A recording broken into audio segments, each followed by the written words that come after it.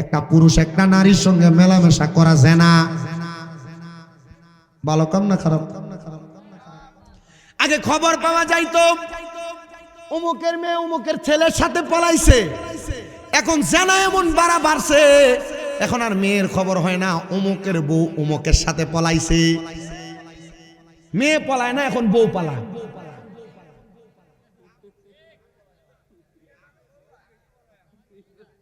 মেয়ে আরো বেশি বলায়, বউ বেশি বলায়। আমি ওইটাই বলছি, আগে বলতো অমুকের মেয়ে অমুকের সাথে পলাইছে, এখন বলে অমুকের বউ অমুকের সাথে পলাইছে। আরে এবার আপনারা বলেন এমন জেনা বেবিচার সমাজে আছে না নাই? জামাই বিদেশে থাকে, দেবরের সাথে প্রেমের সম্পর্ক লাগায়, এমন মহিলাও সমাজে আছে। জোরে বলে না, এমন মহিলাও সমাজে।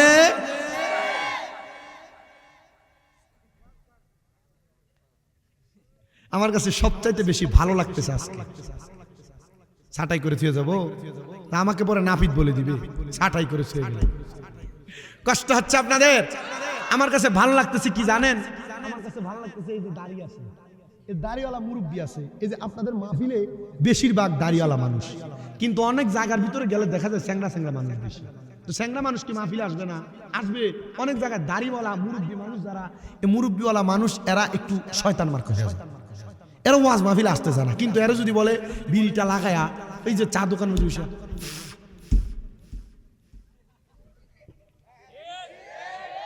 কথা বলে না, কথা বলে না,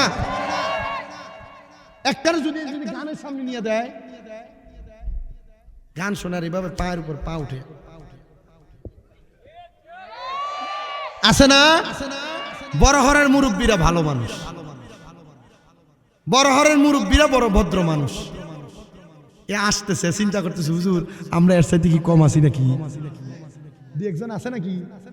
আল্লাহ। আচ্ছা নাম বলার দরকার নাই, তারা আছে, এখন থেকে আর করবে না ইনশাআল্লাহ। তাহলে জেনা শুধু নারী পুরুষ মেলামেশা করা নয়। এখানে আপনারা যারা আছেন, আপনাদের নিজের স্ত্রী, আপনাদের যাদের বউ, আপনাদের যাদের মেয়ে, আপনাদের যাদের মা, আপনাদের যাদের বোন মেলামেশা করে না, কিন্তু চাচাতো ভাইয়ের সাথে দাঁড়ায় দাঁড়ায় কথা বলে, ফুফাতো ভাইয়ের সাথে দাঁড়ায় দাঁড়ায় কথা বলে, চাচাতো ভাই জ্যাঠাতো বোনকে চোখ দিয়ে কত সুন্দর করে দেখে, খালাতো ভাই খালাতো বোনকে চোখ দিয়ে কত সুন্দর করে দেখে। মহিলারা মনে হয় চলে যাচ্ছে না এই ওয়াজ শোনার পরে। আরে এরা কইবে যে নান্নু কি বক্তা দাওয়াত দিলি রে, আমরার উপরে সব ওয়াজ দিছে না। আমি চাই না এই সিরাজগঞ্জের উল্লাপাড়ার বড়হরের কোন মহিলা দুজকে যাক। হে মা, শুধু মেলামেশা করলে জেনা হয় না, শুধু মেলামেশা করলে জেনা হয় না। জেনা কেমনে হয় শুনো, মানুষের মুখ দ্বারা জেনা হয়, মানুষের চোখ দ্বারা জেনা হয়, মানুষের কান দ্বারা জেনা হয়, মানুষের হাত দ্বারা জেনা হয়, মানুষের পা দ্বারা জেনা হয়। শুধু তাই না, টমটম গুলাতে বেটা মানুষ যত, মহিলা মানুষ তত। আগে মহিলা মানুষ পুরুষদের সাথে লাগতে একটু কষ্ট হইতো। টমটমের ড্রাইভার যদি বলে 5 জন হয়েছে, আরেকজন শট, আপনি বেটি মানুষ, আপনি একা উঠবেন কেমন? আর কি হবে, তাড়াতাড়ি বাড়ি যাওয়া লাগবে, উঠাও। পুরুষ মানুষের মাঝখান দিয়া বেটি মানুষ যায় বসে। এ মা, আপনার শরীরের সাথে পরপুরুষের দেহ লাগার কারণে আপনার দেহটা জাহান্নামী দেহ হবে, বের হতে দিও না। মনে রাখবা, তোমরা যারা নামাজ পড়ো, তোমাদের মা, তোমাদের বোন, তোমাদের স্ত্রী, তোমাদের মেয়ে বেপরদা চলে, আল্লাহর কসম, যদি কোনো মানুষের 4 প্রকারের নারীরা যদি বেপরদা চলে, ওই ব্যক্তি নামাজ পড়েও দোজখে যাবে, নামাজ পড়েও দোজখে যাবে। ওই মহিলা দাইয়ুস হয়ে যায়। কি হয়ে যায়? দাইয়ুস। আমার মুসলমান ভাইরা, বাবারা, বন্ধুরা আমার, যখন একজন পুরুষ মানুষের জন্য, একজন নারী মানুষের জন্য 4 জন পুরুষ মানুষ দোজখে যাবে, 4 জন। বলেন কয়জন? আসতে বলে কয়জন? আরো জোরে কয়জন? চারজন মানুষ দুজকে যাবে। এবার শুনেন কিভাবে। একটা মেয়ের বাবা জন্ম দেওয়ার পর, আপনারা মনে করতেছেন মেয়ে জন্ম দেওয়ার পর মনে হয় আমি একটা জান্নাতের মালিক হয়ে গেলাম, আমার মনে হয় আর কোনো দায়িত্ব নাই, পর্দা করানো লাগবে না। না না না, কোনো মেয়েকে জন্ম দেওয়ার পর ওই বাবা যদি তার মেয়েকে পর্দা না করায়, ওই বাবা তার মেয়ের কারণে দুজকের আগুনে জ্বলা লাগবে। 2 নাম্বার, কোন ভাই যদি তার বোনকে পর্দা না করায়, ওই ভাই তার বোনের কারণে দুজকের আগুনে জ্বলা লাগবে। আপনাদের যাদের বোন বেপর্দা চলাফেরা করে, আল্লাহর কসম করে বলি, আপনি আপনার বোনের কারণে দুজকের আগুনে জ্বলা লাগবে।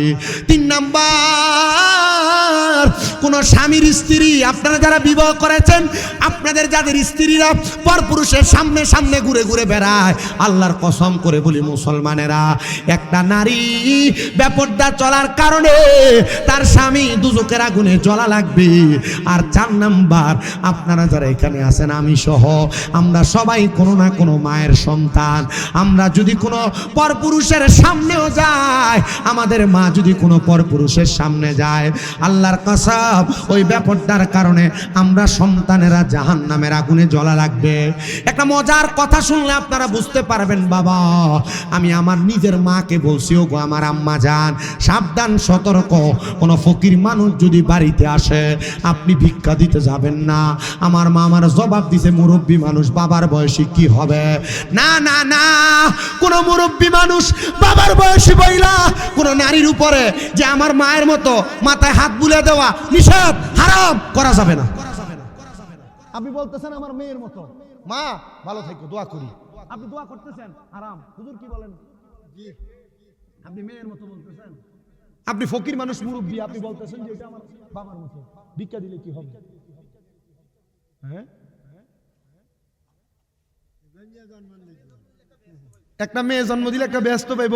এখন মেয়ের তো জাহান্নাম বানায় রাখছে, বেহেশত পাইব কিলা? বাটাম দিব, খবর এসা মাইর মারবে। শুধু মেয়ে নামে জান্নাত, এটা শুধু স্বাভাবিক কথা না। মেয়ে জন্ম দিলেই হবে না, পর্দা করানো লাগবে। কথা বলে না, ঠিক না বেঠে? তো মেয়েরা পর্দা করবে দূরের কথা, এক হুজুর ওয়াজ করতেছে, সাবধানে থাকিও নারী পর্দার আড়ালে, বলেন সাবধানে থাকিও নারী। ওরে হাদিসে হারামে লিখে অন্য দেখিলে, বলেন হাদিসে হারামে লিখে অন্য দেখিলে, সাবধানে থাকিও নারী। আরে আজকালকার নারীগণে তারা স্বামীদেরকে ঘরে রেখে আরে হাট বাজারে যাই গো তারা, হাট বাজারে যাই গো তারা, দাইয়ুসের বেশে, সাবধানে থাকিও নারী। এক বেটি পর্দার আড়াল থেকে শুনছে, তো এ পর্দা সরাই বলে, দেখি তো হুজুর, দেখি তো হুজুরের ও আজকে এটা রিঅ্যাকশন ভালো হইলো না খারাপ হইলো? কথা বলে না, রিঅ্যাকশন কি ভালো হইলো না খারাপ হইলো? হুজুর ওয়াজ করতেছে সাবধানে থাকিও নারী পর্দার আড়ালে, মহিলা পর্দা সরাইয়া বলে, দেখি আছে। শুনেন আমার মুসলমান ভাই বাবারাম, এই জন্য আপনারা যারা জান্নাতি হতে চান, আপনারা আগে আপনার পরিবারকে ঠিক করেন, আপনার মেয়েকে জান্নাতি বানান, আপনার মেয়েকে পর্দাশীল বানান, আপনার মাকে পর্দাশীল বানান। শোনেন বাবা, শুনেন মুসলমান ইমানদারেরা, শোনেন পর্দার অন্তরালের মা বোনেরা, শোনেন আপনার যারা বেপর্দা চলাফেরা করেন, পরপুরুষের সাথে কথাবার্তা বলেন, সাবধান হয়ে যান, সতর্ক হয়ে যান। আপনি জাহান্নামে যাওয়ার জন্য এটাই যথেষ্ট, অন্য কোনো কিছু লাগবে না, এটা দিয়েই জাহান্নামে চলে যাবেন। রাহমাতুল্লিল আলামিন নবী, মহিলারা পর্দা করবে দূরের কথা, এরা চিন্তা করে কিসের পর্দা? বর্তমান জামানা ডিজিটাল জামানা, আমি ডিজিটাল ভাবে না চলতে পারলে হয় না, আমি ডিজিটাল ভাবে চলাফেরা করা লাগবে। না না না, ও পর্দার অন্তরালের আমার আম্মুজিরা, ডিজিটালের জামানা এখনো পর্যন্ত শেষ হয় না গো আমার মায়েরা। মনে রাখবেন, মনে রাখবেন, মনে রাখবেন, ডিজিটালের জামানায় এখন পর্যন্ত আছে, কিয়ামত পর্যন্ত থাকবে। তবে মুসলমানদের ডিজিটালের ধারাবাহিকতাটা অন্যরকম। কিন্তু ডিজিটালের নামে বেহায়াপনা সমাজে আসে না নাই? হুজুর কেমন ডিজিটালের নামে বেহায়াপনা? বোরকা পরে, সত্য কথা, কিন্তু বোরকা এত টাইট ফিটিং, তাদের শরীরের অঙ্গভঙ্গি বোঝা যায়। আপনারা বলেন এমনও আছে কি না? কাপড় পরে কথা সত্য, কাপড়ের মাঝখান দিয়ে পেট দেখা যায় এমনও আছে কি না? কাপড় পরে কথা সত্য, কিন্তু তাদের শরীরের জামা কাপড়ের মাজার অংশ দেখা যায় এমন ভাবে রাস্তায় বের হয়। হুজুর আপনি জানেন কেমনে? রাস্তা দিয়া চলার সময় আপনি না তাকাইলেও দেখবেন আপনার চোখে পড়বে। আল্লাহর ইবাদত করো। এবার বড় ঘরের জান্নাতের বাগানের কোনো মানুষ জবান বন্ধ রাখবেন না। আপনারা বলেন নামাজ, রোজা, হজ, যাকাত, দান, সদকা, যত রকমের ইবাদত, এই সকল ইবাদত করি আমরা একজনের জন্য, তিনি কি? ডান হাত তুলে আল্লাহকে ডাক দিয়া বলেন আল্লাহ। জবান খুলে দুই হাত তুলে ডাক দেন আল্লাহ। মুসলমান ইমানদার শোনো শোনো শোনো, জবানের মালিক যেহেতু আমার আল্লাহ, আমরা সবাই আল্লাহ তাআলার নিয়ামতের শুকর গুজার করব। নিয়ামতের শুকর কেমনে গুজার করব মনে অনেক প্রশ্ন জাগতে পারে। শুনে রাখতে হবে, নিয়ামত হলো দুই প্রকার। আল্লাহর হাবিব মুহাম্মদুর রাসূলুল্লাহ বলেন, এক প্রকার নিয়ামতের নাম হলো নিয়ামতে উস্তা, আরেক প্রকার নিয়ামতের নাম হলো নিয়ামতে উজমা। নিয়ামতে উস্তা হলো নবী মুহাম্মদ মুস্তাফা আহমদ মুস্তফা সাল্লাল্লাহু আলাইহি ওয়াসাল্লাম। নবী জুড়ে পড়ি সুবহানাল্লাহ। আর এই নবী ছাড়া অন্য যত নবী রাসূল, সাহাবায়ে কেরাম, তাবিন, তাবে তাবিন, খোলাফায়ে রাশিদিন, সলফে সালেহিন, নুজাবানু কাবা, আব্দাল্লাহ খিয়া সহ যত কিছু আমরা আমাদের চোখ দ্বারা দেখতে পাই, এই সকল কিছু হলো নিয়ামতে উজমা। তো আল্লাহ তাআলার সবচাইতে শ্রেষ্ঠ নিয়ামত হলো আমার নবীজি। আমরা যেই নবীর উম্মত, আমার আল্লাহ বলে বান্দা ওই নবীর উপর আমি আল্লাহ তাআলা একটা কিতাব নাজিল করলাম। এই কিতাবের ব্যাপারে আল্লাহ তাআলা ঘোষণা করে, বান্দা যালিকাল কিতাব, এটা ওই কিতাব, হুদাল লিল মুত্তাকিন, মুত্তাকিদের জন্য পথ প্রদর্শক। এ পর্দার অন্তরালের আমার মা বোনেরা, যেহেতু পথ প্রদর্শন করানোর জন্য আল্লাহ তাআলা কোরআন নাজিল করলেন নবীর উপরে। আসেন আমরা মুহাব্বতের আওয়াজে আমার আল্লাহ তাআলার শুকরিয়া আদায় করার জন্য জবান খুলে আল্লাহ তাআলার কালামে হাকিম কোরআন শরীফের তেলাওয়াত করি আর পড়ি, আউযু বিল্লাহি মিনাশ শাইতানির রাজিম, বিসমিল্লাহির রাহমানির রাহিম, ইয়া আইয়ুহাল্লাযীনা আমানু ইত্তাকুল্লাহা ওয়াল তানজুর নাফসুম মা কদ্দামাত লিগাদিন ওয়াত্তাকুল্লাহা ইন্নাল্লাহা খাবীরুম বিমা তা'মালুন। وقال تعالى في كلامه المجيد وفي فرقانه الحميد، واعبدوا الله ولا تشركوا به شيئا وبالوالدين إحسانا. وقال في حديث الشريف عن أنس بن مالك رضي الله تعالى عنه قال سمعت رسول الله صلى الله عليه وسلم إن من أشرط الساعة أن يرفع العلم ويكثر الجهل ويكثر الزنا ويكثر شرب الخمر ويقل الرجال ويكثر النساء حتى يكون ل50 امرأة القيم الواحد، متفق عليه أو كما قال عليه الصلاة والسلام. وقال في شان حبيبه ومحبوبه ومعشوقه مخبرا وآمرا، إن الله وملائكته يصلون على النبي يا أيها الذين آمنوا صلوا عليه وسلموا تسليما. اللهم صل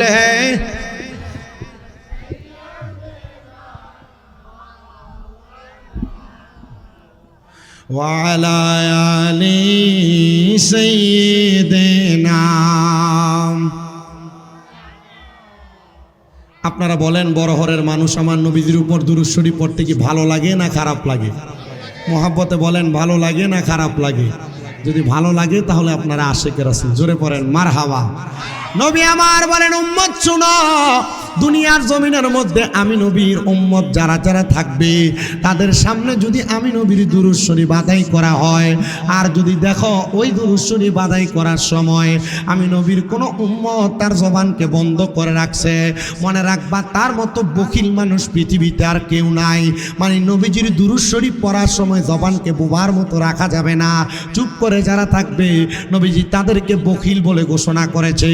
কিন্তু নবী আমার জানায়া দেয় উম্মত দুনিয়ার জমিনে ওই উম্মত জান্নাতের মধ্যে আমি নবীর তত কাছাকাছি থাকবে যেই উম্মত আমি নবীর প্রতি যত বেশি দুরূদ শরীফ আদায় করবে, যত বেশি দুরূদ শরীফ পড়বেন তত বেশি নবীর কাছাকাছি থাকতে পারবেন। তাহলে জবান খুলে মুহাব্বতের আওয়াজে পড়েন আল্লাহুম্মা সাল্লি আলা।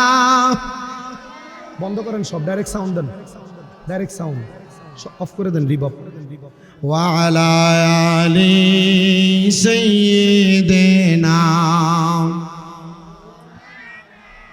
কবর যদি চাও জালাম দুরুদ বানাও গলার মালা। কবর যদি চাও জালা দুরুদ বানাও গলার মালা। দেখতে পাইবা সেই নবীকে ঘুমের ঘরে স্বপ্নে। আল্লাহুম্মা সাল্লি মারহাবা মারহাবা মাওলানা মুহাম্মদ ওয়া আলা আলি সাইয়্যিদিনা। নবীজি আপনার ভালোবাসায় জীবনের গুনাহ ঝরে যায়। নবীজি আপনার ভালোবাসায় ওয়াসকুরুনি জুব্বা পায়। আল্লাহুম্মা সাল্লি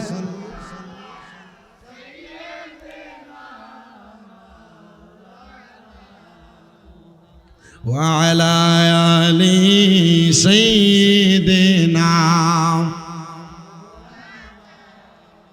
জিকির লা ইলাহা, জিকির লা ইলাহা লা ইলাহা। কাউরে বানাইলা সফিউল্লাহ, কাউরে বানাইলা খলিলুল্লাহ। আল্লাহ কাউরে বানাইলা রূহুল্লাহ। মোরে নবীকে দয়া করে, মোরে নবীকে রে বানাইলা হাবিবুল্লাহ। লা ইলাহা লা ইলাহা। বন্ধু নামাজে রোজা চাইর না, কেহ মা বাবার খেদমত চাইর না। আমার নবীর দরুদ বইল না, বলেন নবীর দরুদ। আমার নবীজি তোমায় ভুলবে না। লা ইলাহা লা জিকির লা ইলাহা। হায়রে অনেক দূরে মাদিনা, আমরা কেমনে যাব জানি না। বড় হরের মানুষ মদিনা যাইতে চাই কি চাই না? কারা কারা যাইতে চাই ডান হাত তুলে আমার আল্লাহকে দেখায়। হুজুর একটু জবান খুলে একটা জোরে তাকবীর দেন তো, মুখ দেন। মারহাবা, শাবাশ, আল্লাহু আকবার। ঘরে ঘরে যা, ঘরে ঘরে মারহাবা মারহাবা। কোন মারহাবা? আরে জোরে কোন মারহাবা? আসলে কি আমরা মদিনা যাইতে চাই বাবা?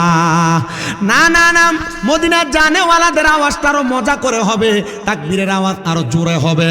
কারণ যে আওয়াজ দিয়েছেন এই আওয়াজ দিয়ে যমুনা সেতু পার হওয়া যাবে না, চাক্কা পাংচার হয়ে যাবে। যদি মদিনা যাইতে চান এমন মোহাব্বত নিয়ে জোরে আওয়াজ দিবেন, যেমন আওয়াজ দিয়ে আজান দিতেন হযরত বেলাল রাদিয়াল্লাহু তাআলা আনহু। হযরত বেলাল যখন আজান দিতেন, হযরত বেলাল রাদিয়াল্লাহু তাআলা আনহুর আজানের আওয়াজটা আমার আল্লাহর আরশ আল্লাহর মধ্যে যে ধাক্কা দিতে, জোরে বলেন সুবহানাল্লাহ। এ মুসলমান শুনেন, কেন মদিনাতে যাবেন? আমি জিকিরটা শেষ করার আগে আমি আপনাদেরকে মদিনা শরীফের একটু ফজিলতের কথা বলি। এখানে অনেক মানুষ আছেন, 2, 3, 4, 5, 10 বিঘা জমির মালিক আছেন, কিন্তু আপনার টাকা পয়সার অভাব নাই, কিন্তু মদিনা যাওয়ার জন্য আপনি এখনো পর্যন্ত চিন্তা করতেছেন না। আল্লাহর নবী বলেন, মান যারা কবরি ওয়াজাবাত লাহু শাফাতি ইয়াউমাল কিয়ামাহ। নবীজি ঘোষণা করেন, উম্মত, যেই ব্যক্তি আমি নবীর রওজা মুবারক জিয়ারত করলো, তার জন্য সুপারিশ করা, শাফায়াত করা আমি নবীর জন্য ওয়াজিব হয়ে যায়। এ বাবা শুনেন, আমি গত বছর মদিনাতুল মুনাওয়ারা জিয়ারত করে এসেছি। আমি যখন নবীজির রওজার সামনে দাঁড়ায় দাঁড়ায় সালাতু সালাম দিয়েছি, আমি মুনাজাত ধরে দোয়া করেছি, আল্লাহ আমি অল্প বয়সে আপনার হাবিবের রওজার সামনে সালাম দিয়েছি, তবে ও আল্লাহ আমি যেন বারবার আমার মরণের আগে আপনার হাবিবের কদমে আসতে পারি, সে তৌফিক আপনি আমারে দান করবেন। আর একটা দোয়া করেছি, আমার মা বাবা এখনো জীবিত, আল্লাহ আপনি যদি তৌফিক দান করেন আমি আমার মা বাবারে নিয়ে মক্কা মদিনা আসতাম। আর 3 নাম্বার আরেকটা দোয়া করেছি, আল্লাহ বাংলাদেশে যত জায়গায় জলসাতে ইসলামী মাহফিলের মধ্যে যায়, সব জায়গার মধ্যে মানুষগুলাকে নিয়ে আপনার হাবিবের উপর দুরূদ শরীফ আদায় করি। আল্লাহ গো, আপনি প্রত্যেককে একবার হলো মরার আগে আপনার রসুলের রওজা মুবারকে আইনেন। জানেন মুসলমান, রসুলে পাকের রওজা মুবারকের মধ্যে গেলে কত সওয়াব হয়, কত ফজিলত হয়। বড়হরের কোন মসজিদের মধ্যে, সিরাজগঞ্জের উল্লাপাড়ার মসজিদের মধ্যে নামাজ পড়লে, আপনাদের এলাকার কোন মসজিদে নামাজ পড়লে এক রাকাতে সওয়াবই পাওয়া যায়। কিন্তু মদিনা শরীফ এমন বরকতওয়ালা জায়গা, মদিনা শরীফের মধ্যে 1 ওয়াক্ত নামাজ পড়লে 50,000 ওয়াক্তের সওয়াব পাওয়া যায়।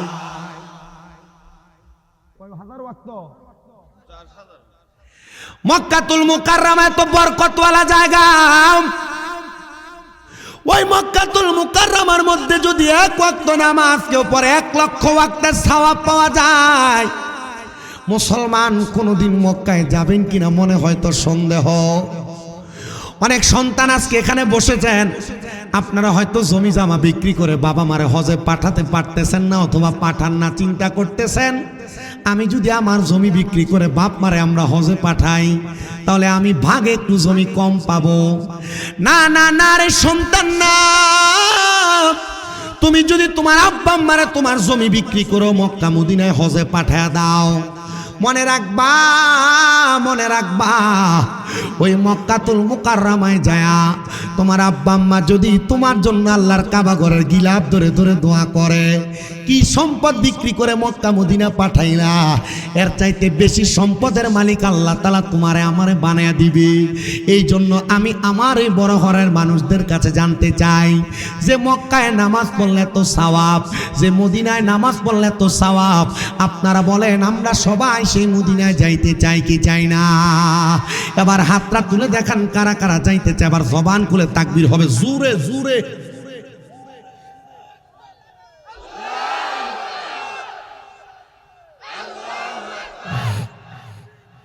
ইসলামী ইসলাম জোরে বলেন মারহাবা। তাহলে মদিনা যাইতে চাই তো ইনশাআল্লাহ। যারা যারা যাইতে চাই মোহাব্বতে জোরে সরে পড়েন, দয়াল করেন দয়া রেন নসিব করেন মদিনা, লা ইলাহা ইল্লাল্লাহ লা ইলাহা লা ইলাহা ইল্লাল্লাহ মুহাম্মাদুর রাসূলুল্লাহ সাল্লাল্লাহু আলাইহি ওয়াসাল্লাম। জবান বন্ধ নাই, মুহাব্বতের আওয়াজে পড়ি আলহামদুলিল্লাহ।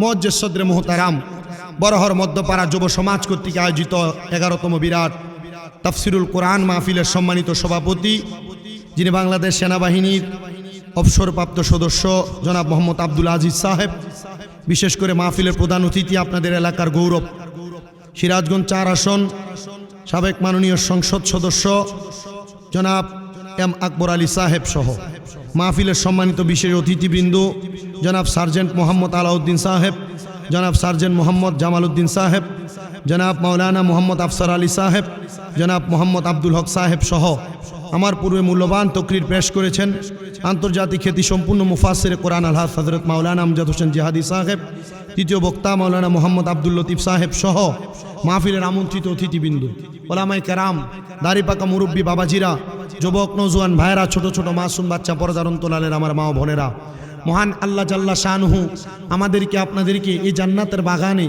আসার বসার তৌফিক দান করেছেন। সেই মহান রবের শুকর গুজার করে একবার জোরে সোরে পড়ি আলহামদুলিল্লাহ। আচ্ছা বাবাজি, আপনারা বলেন এই জান্নাতের বাগানে আসার বসার আমাদের একটা উদ্দেশ্য আছে। সে উদ্দেশ্য কি? আমরা এই দুনিয়ার জমিনে এমন কিছু নেক আমল করব যেটার মাধ্যমে আল্লাহ তাআলা আমাদেরকে জান্নাত দান করবেন। ঠিক কিনা? ঠিক কিনা? আল্লাহ তাআলা আমাদেরকে জান্নাত দান করবেন। তো আমরা যদি জান্নাতে যাওয়ার কাজ করি, আল্লাহ আমাদেরকে জান্নাত দান করবেন। তবে যদি আপনাদের এই বড়হট থেকে হাটিকুমরুল যাওয়া লাগে, রিজার্ভ গাড়ি ছাড়া যদি কোনো অটো গাড়ি, সিএনজি গাড়ি, টমটম গাড়িতে আপনারা ওঠেন, এটা কি রিজার্ভ যদি না করেন, এটা কি ডাইরেক্ট নিয়ে হাটিকুমরুল নামাবে নাকি স্টেশন আছে? কি কি কি মুন্না, এটা এমপি মুন্না, এমপি রোড, ওইখানে নিয়ে নামাবে। এরপর ওইখান থেকে একটা সিএনজিতে উঠলে আপনাকে নিয়ে হাটিকুমরুল মোড়ে নামাবে। ঠিক না? এটার মানে কি? আপনি বড়হট থেকে হাটিকুমরুল যেতে হলে তাহলে আপনাকে একটা স্টেশন চেঞ্জ করা লাগবে। ঠিক না? যে স্টেশনটা চেঞ্জ করা লাগবে, এই স্টেশনের ধারাবাহিকতায় হাটিকুমরুল মোড় এ জায়গা অনেক দূর, অনেক বড় জায়গা। তো জান্নাত, এই জান্নাত তো আমাদের জন্য অনেক বড় জায়গা। জান্নাত অনেক পরের লম্বা জায়গা। আপনারা কি জানেন এই জান্নাতের আগে আরো কয়েকটা স্টেশন আছে? ওই স্টেশনটার নাম কি? বলে হুজুর নাম কি? আপনি বলি, আপনার একটু মনোযোগ লাগায় শোনেন স্টেশনটার নাম কি। জান্নাতের আগে যে স্টেশন, এই স্টেশনের নাম হলো ফুলসেরাত।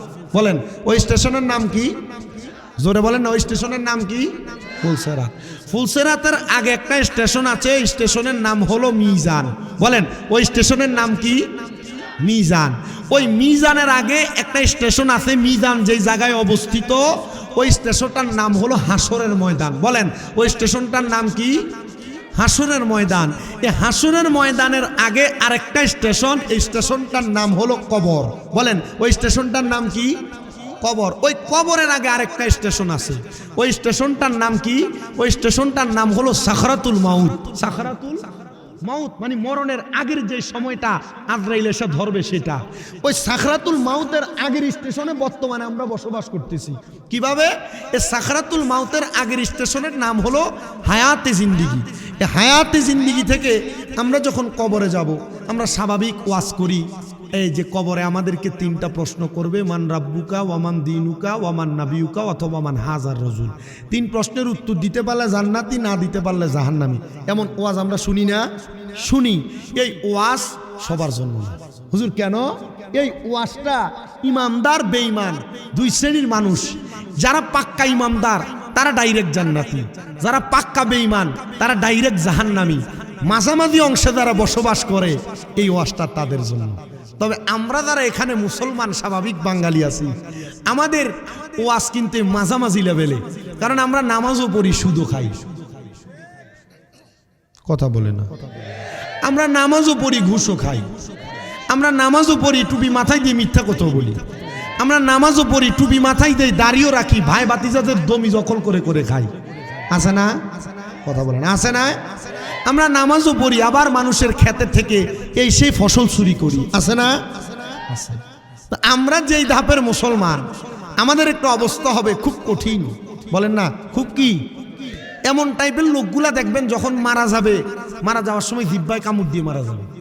এমন টাইপের লোকগুলা যখন মারা যাবে দেখবেন মারা যাওয়ার সময় নাকে মুখে যে রক্ত বের হয়ে মারা যাবে। এমন টাইপের লোকগুলা যখন মারা যাবে দেখবেন মারা যাওয়ার সময় এটা চোখ উল্টে গেছে। এমন টাইপের লোকগুলা যখন মারা যাবে দেখবেন মরার সময় বিছানায় প্রস্রাব পায়খানা করে দিচ্ছে। কথা কি বুঝতেছেন?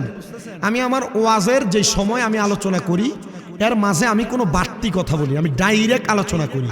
বাড়তি কথা যা হয় আমার, এগুলো ওয়াজের শুরুতে আর শেষে, কিন্তু মাঝে আমার কোনো বাড়তি কথা নেই। ডাইরেক্ট আপনারা আমার বয়ানগুলো শুনলে আমি বুঝতে পারবো, এবং আপনারা যদি ধৈর্য নিয়ে বসেন আমার ওয়াজটা আমি আপনাদেরকে বোঝাতে পারবো। তাহলে যে মানুষগুলো এমন বাজে কাজ করে তাদের মরণটা হয় বাজে ভাবে। যখন তারা কবরে যায়, ওই কবর তাদের জন্য হয়ে যায় ভয়ঙ্কর। বলেন কবর তাদের জন্য হয় কি? ভয়ঙ্কর। এই কবর যখন ভয়ঙ্কর হয়, এ ভয়ঙ্কর কবর থেকে বান্দাটাকে হাসরের ময়দানে উপস্থিত করানো হয়। হাসরের ময়দানটা কেমন? ওয়াজের ধারাবাহিকতা বুঝুন। হাসরের ময়দানটা এমন, তামার তার, চিনেন আপনারা তামার তার? হাসরের ময়দানটা ঠিক একবারে তামায় তৈরি। এ তামায় তৈরি হাসরের ময়দানে আল্লাহ তাআলা উৎফুল্লিত উৎকণ্ঠিত গরম আগুন জ্বালায় দিলে যেমন হয়, এ ময়দানটারে ঠিক তেমন গরম করে দিবেন।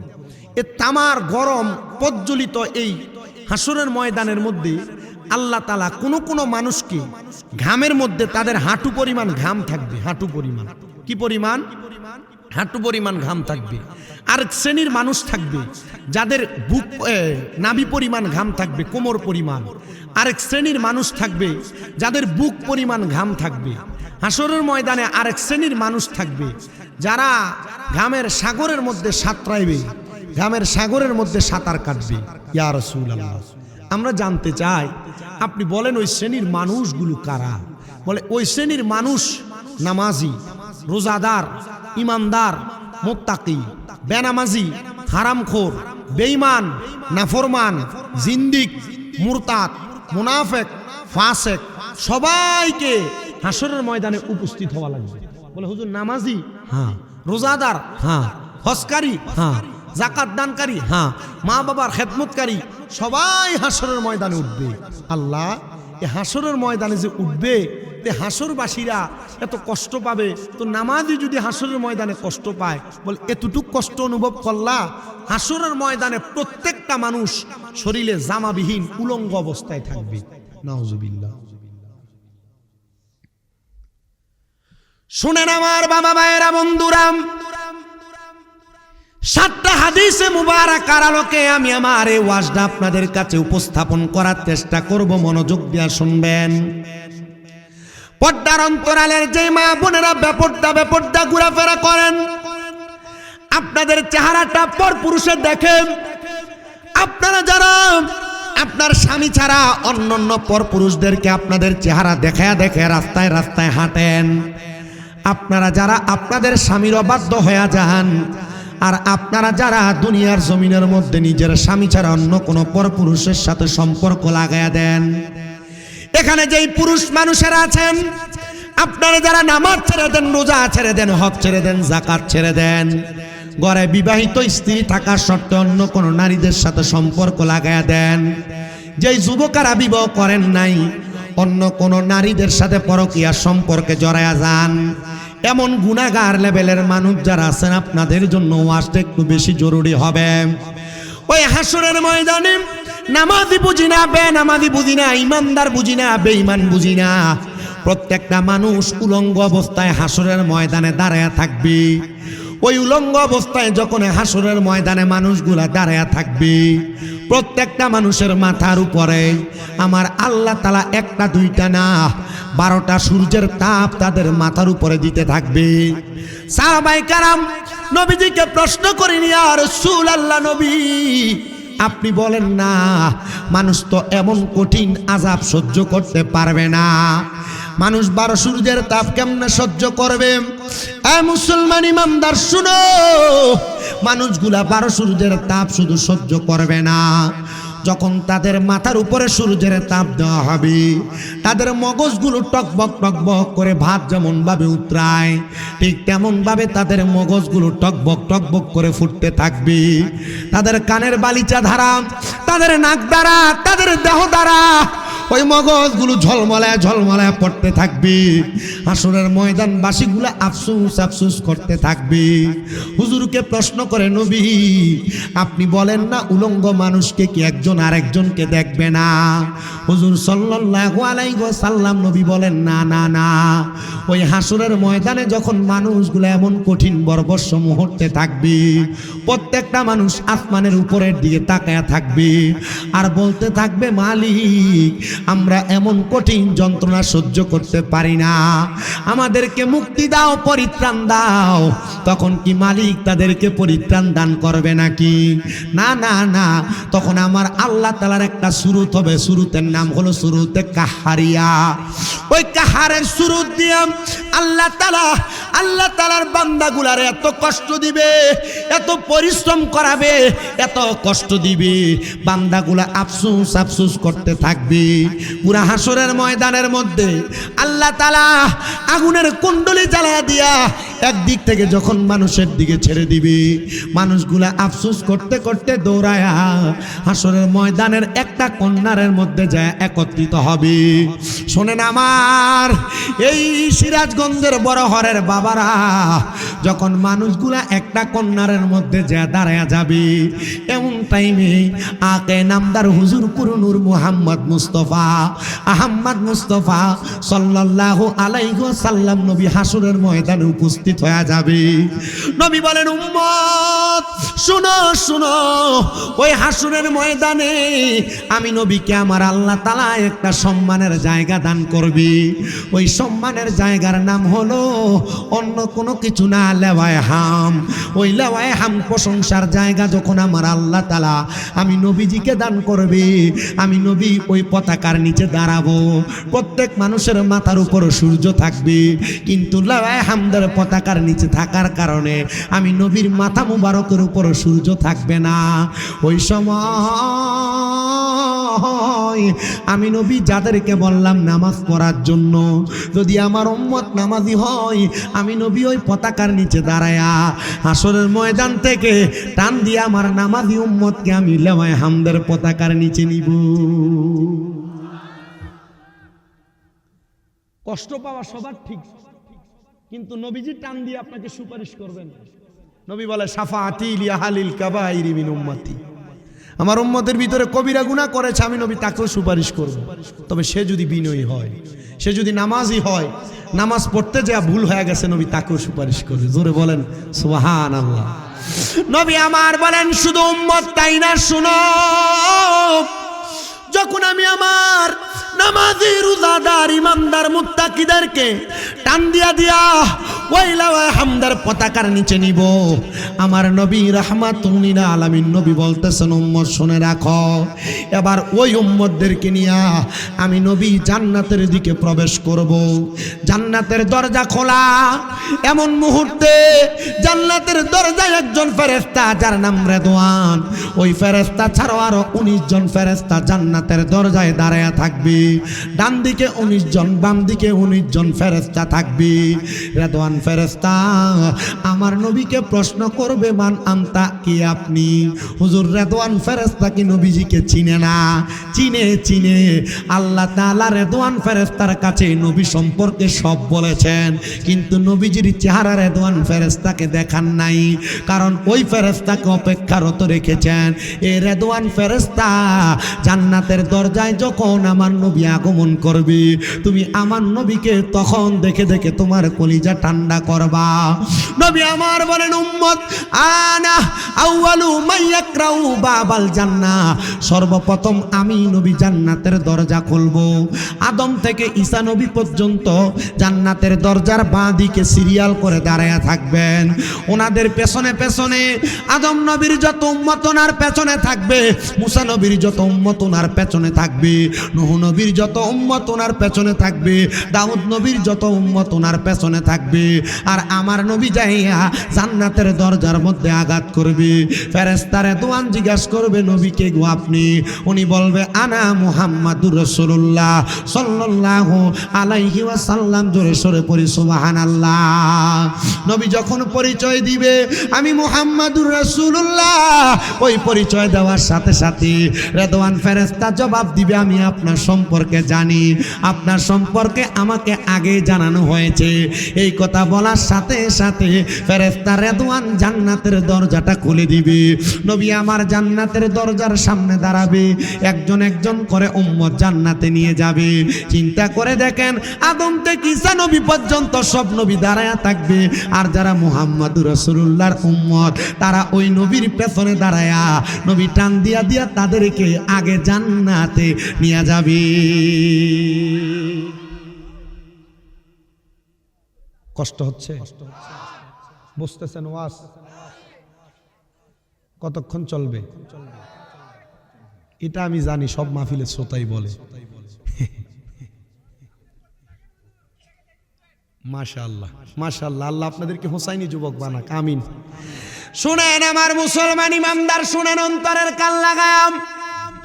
নবীজি যখন নবীজির লাওয়ে হামদার নিচের সব উম্মতদেরকে জান্নাতে নিয়ে যাবে, আদম থেকে ঈসা নবী পর্যন্ত সব নবী এবং ওনার উম্মতেরা দাঁড়ানো, আমার নবীজি জান্নাতের দরজা যেটাতে লাগানো হয় সেটাকে আমরা কুমিল্লার ভাষায় চৌখাট বলি। আপনারা কি বলেন? চৌখাটি বলেন। নবী আমার জান্নাতের চৌখাটের মধ্যে দাঁড়ায়া থাকবে। নবী আমার বলেন, উম্মত ওই জান্নাতের চৌকাটের মধ্যে দাঁড়ায়া আমি বলবো, গো আল্লাহ, আমি নবীর আরো উম্মত বাকি আছে যারা এখনো জান্নাতে যায় নাই। আল্লাহর ফেরেশতারা জবাব দিবে, নবী আপনার ওই উম্মতেরা গুনাহগার, সবাই একটু দুরূদ শরীফ পড়েন। আল্লাহুম্মা সাল্লি। কি কাম করলো এটা? ওয়ালা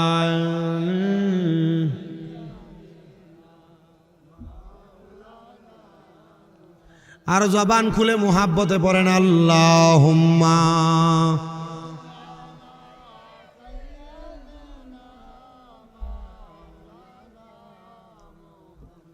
ওয়ালা আলি মাওলানা। জিকির করেন লা ইলাহা ইল্লাল্লাহ,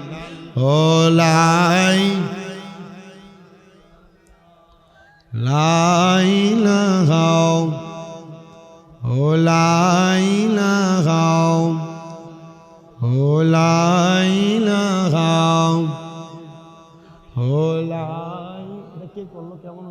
এক আল্লাহ, জমিনের মালিক এক আল্লাহ, আমরাও বলি এক আল্লাহ, লা ইলাহা ইল্লাল্লাহ, লা ইলাহা ইল্লাল্লাহ। জবান খুলে মুহাব্বতে পড়েন না মারহাবা। একদিন মাটির ভিতরে হবে ঘরে মন আমার, কেন বান্ধ দালান ঘর রে মন আমার, কেন বান্ধ দালান ঘর? কষ্ট হয় আপনাদের? চলেনি আপনাদের এলাকায় এটা?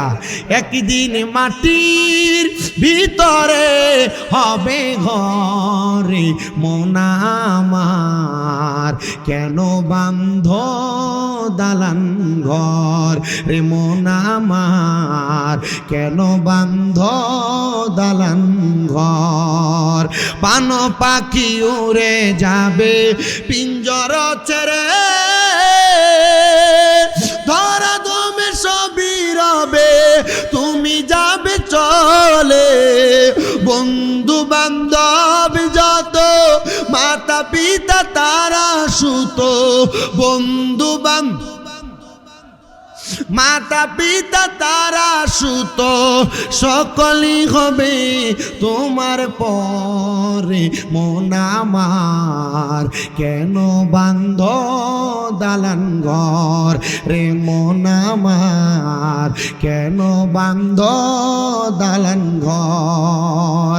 দেহ তোমার চর্মচর গলে পচে যাবে, শিরায় উপশিরাগুলো ছিন্ন ভিন্ন হবে, দণ্ড মেরু দণ্ড সবই হবে খণ্ড খণ্ড, দণ্ড মেরু দণ্ড সবই হবে খণ্ড খণ্ড, পড়ে রবে মাটি রবি তরে মন আমার, কেন বান্ধ দালান ঘর রে মন আমার, কেন বান্ধ দালান ঘর? একটা জবানও বন্ধ রাখবেন না। কবরে যে আমরা যাব, বলেন কথাটা সত্য না মিথ্যা? নবী আমার ওই জান্নাতের দরজার চৌকাটের মধ্যে দাঁড়ায় থাকবেন রে আমার বাবা ভাইরা।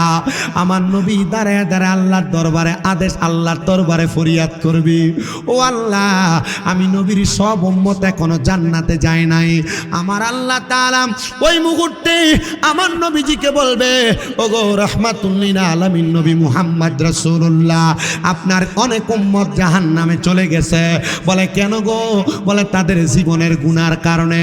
আল্লাহ আপনি না বলেছেন হাসরের ময়দানে আপনি মিজান টানায়া আমার উম্মতের নেক আমল এবং বদ আমলগুলা ওজন করবেন। ও আল্লাহ আপনি বলেন না কোন জায়গার মধ্যে আপনি নেক আমল বদ আমলগুলা ওজন করেছেন। দেখা দেয়া হবে রাহমাতুল্লিল আলামিন মুহাম্মদুর রাসূলুল্লাহ, দেখেন আপনার উম্মতের আমলগুলা এই জায়গার মধ্যে ওজন করা হয়েছে। নবী আমার হাসরের ময়দানের মধ্যে ওই মিজানের পাল্লার কাছে দৌড়ায়া চলে যাবে। নবী আমার দাঁড়ায়া দাঁড়ায়া দেখবে, ওগো আল্লাহ আমার উম্মত যেগুলা জাহান্নামে চলে,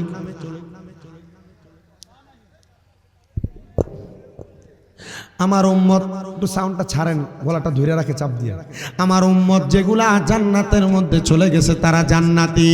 যারা জাহান্নামে আছে তারা এখনো পর্যন্ত জাহান্নামে।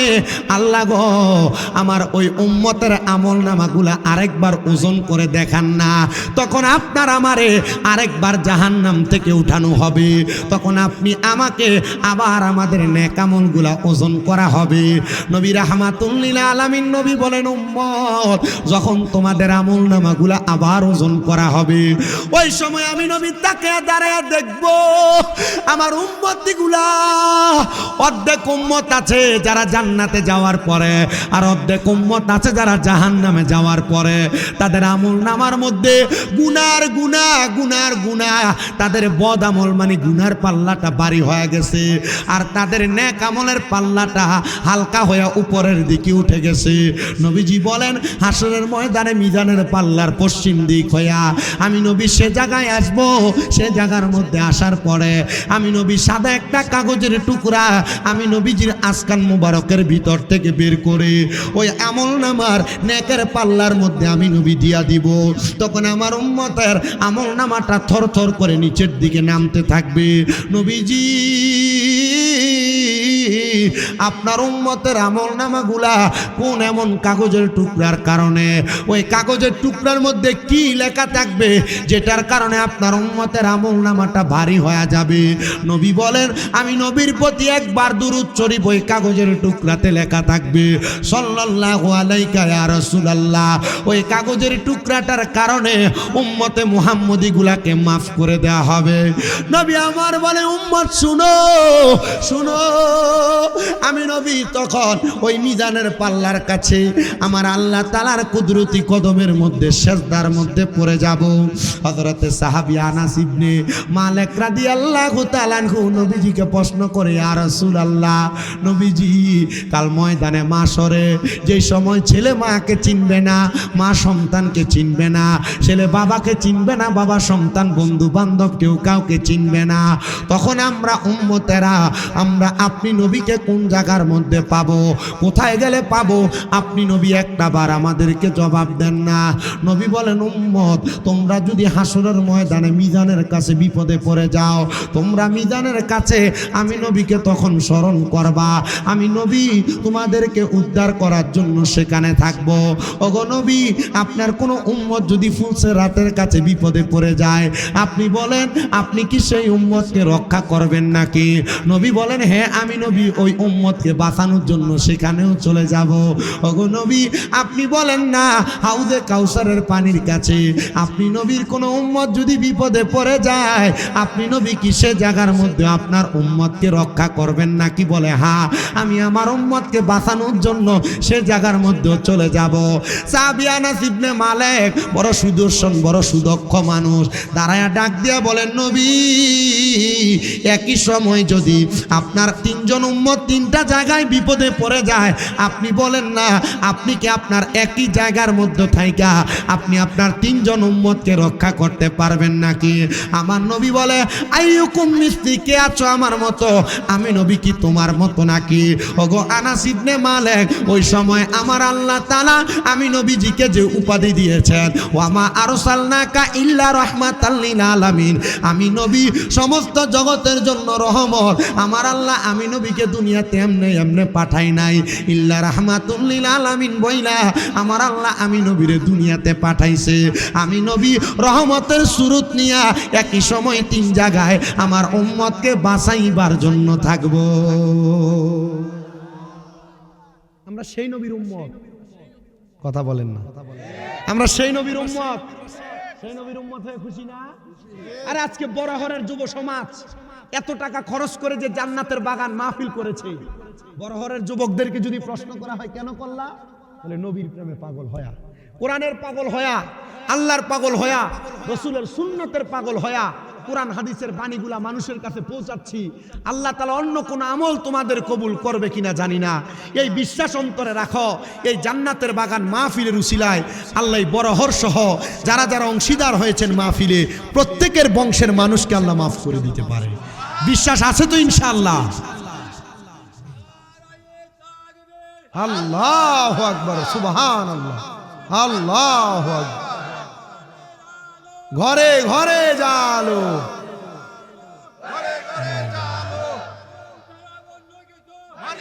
মারহাবা, আল্লাহ। দেখছেন কত জোর গায়ে মারহাবা, মুরব্বী মানুষ, শক্তি দেখছেন শরীরে। একটা যুবক চেম্বার আছে, মাশাআল্লাহ, দেখছেন চাচার বল কত, মারহাবা পড়েন, মারহাবা। দেখছেন মাশাআল্লাহ কি যুক্ত, কি যৌবন, কি শক্তি এখনো, আল্লাহ কবুল করেন, আমিন পড়েন। নবীজির একজন এমন পাগল ছিলেন যার নাম হযরত সফিনা, মারহাবা কন্যা, যার নাম কি হযরতে সফিনা। তিনি ওনাকে নবীজির গোলাম দাবি করতেন। নবীজির কি দাবি করতেন? গোলাম দাবি করতেন। উনি দাবি করতেন আনা মাওলাই রাসূলুল্লাহ, হযরত সফিনা রাদিয়াল্লাহু তাআলা। তিনি বলেন জগতের মানুষ, আমি সফিনা, আপনার এই তাকবীর শুনে আমার কলিজাতে আওয়াজ লাগছে, কলিজাতে টান লাগছে, আপনার তাকবীর ঠিক আছে, বয়স যদিও বেশি হয়েছে কিন্তু গলার আওয়াজটা এখনো 16 আর 17 বছরের লাগতেছে। মারহাবা বলেন না। হযরত সফিনা বলেন, হযরত সফিনা বলেন আমি আমার নবীজির মাওলাই রাসূলুল্লাহ শুনেছি, হয়েছি। ব্যবসা করতো, বড় ব্যবসা। হযরত সফিনা বলেন ওয়াজ কিন্তু আমার হাসরের ময়দানে, শুধু এই মুরব্বির জন্য আরেকটা ওয়াজ বাড়াইলাম, অসুবিধা হবে আপনাদের? হযরত সফিনা বলেন আমি আমার সমস্ত জিন্দেগি আমার মতো করে ছেড়ে দিলাম। বাবারে টান দিলে আমার গলাতে খুব টান পড়ে, কষ্ট করে আরো আরো ছাইরা দেন সাউন্ড, আমার কোনো অসুবিধা, আমার কান পারলে জ্বালাপাড়া করে দেওয়ার অসুবিধা নেই আমার। হযরত সফিনা বলেন আমি আমাকে নবীর মাওলা রাসূলুল্লাহ, নবীর গোলাম বলে দাবি করতাম। আমার বয়স বড় ভারী, 50-এর উপরে বয়স। আমি ব্যবসা বাণিজ্য করার জন্য নদীপথে চলাচল করতাম, আমার ট্রলার নিয়া, আমার নৌকা বোঝাই করা মাল নিয়ে চলতাম। একদিন আমি হযরত সফিনা নদীর মধ্যে ঝড় তুফান আসার কারণে আমার নৌকাটা ভাঙচুর হয়ে গেছে। ওই ভাঙচুর হওয়া নৌকাটার মধ্যে আমি আবার বাঁচার জন্য আফসোস করতে লাগলাম। আমার ভিতরে বড় ভয়, আমি কেমনে বাঁচবো। দেখবেন মাঝে মাঝে বিপদে পড়লে দোয়া দুরুদ ভুলে যায় মানুষ, আছে না? বিপদে পড়লে দোয়া দুরুদ ভুলে যায়। হযরত সফিনা নবীর উম্মত বলেন আমি ওই সমুদ্রের মধ্যে, নদীর মধ্যে আমি সাঁতার কাটতে লাগলাম। আমি একটা কাঠের মধ্যে দইরা তাওয়াক্কালতু আলাল্লাহ বলে আমি নদীর পারে পারে যাইতে লাগলাম। এমন টাইমে আমি হঠাৎ করে যখন পাড়ের মধ্যে উঠলাম, ওঠার পরে আমি দেখলাম আমি সফিনার সামনে বড় বড় সাপগুলা কেমন জানি জঙ্গল ধরে আছে মারার জন্য। তারা মনে হয় আমাকে কামড় মারবে, আমি কোনো কিছু পড়তে পারলাম না। আমি তখন সাপগুলাকে বললাম হে সাপের দল, বল, আনা মাওলা রাসূলিল্লাহ, আমি হইলাম রাসূলের গোলাম। সাপগুলা এই কথাটা বলতে সাথে সাথে আমার সামনে মস্তকটাকে অবনত করে ফেলেছে, মাথাটাকে নিচা করে ফেলেছে, আর নড়াচড়া করে না। আমি চিন্তা করলাম কেমন করে সাপগুলাকে তোয়াক্কা করে সামনে যাব। এমন টাইমে একটা সাপের জবান আমি সফিনার সামনে খুলে গেছে। সাপ ডাক দিয়া বলতেছে, এ সফিনা, নবীজির মাওলা বলেছো, তুমি তোমাকে নবীজির গোলাম বলেছ। এরে সফিনা, আমি সাপের মাথার মধ্যে পাড়া দাও। পাড়া দেওয়ার সাথে সাথে হযরত সফিনাকে সাপ এমন ভাবে মাথা উঠায়া সাপগুলাকে তোয়াক্কা করায়া অন্য পারে ফালাইয়া দিছে। জোরে বলেন মারহাবা।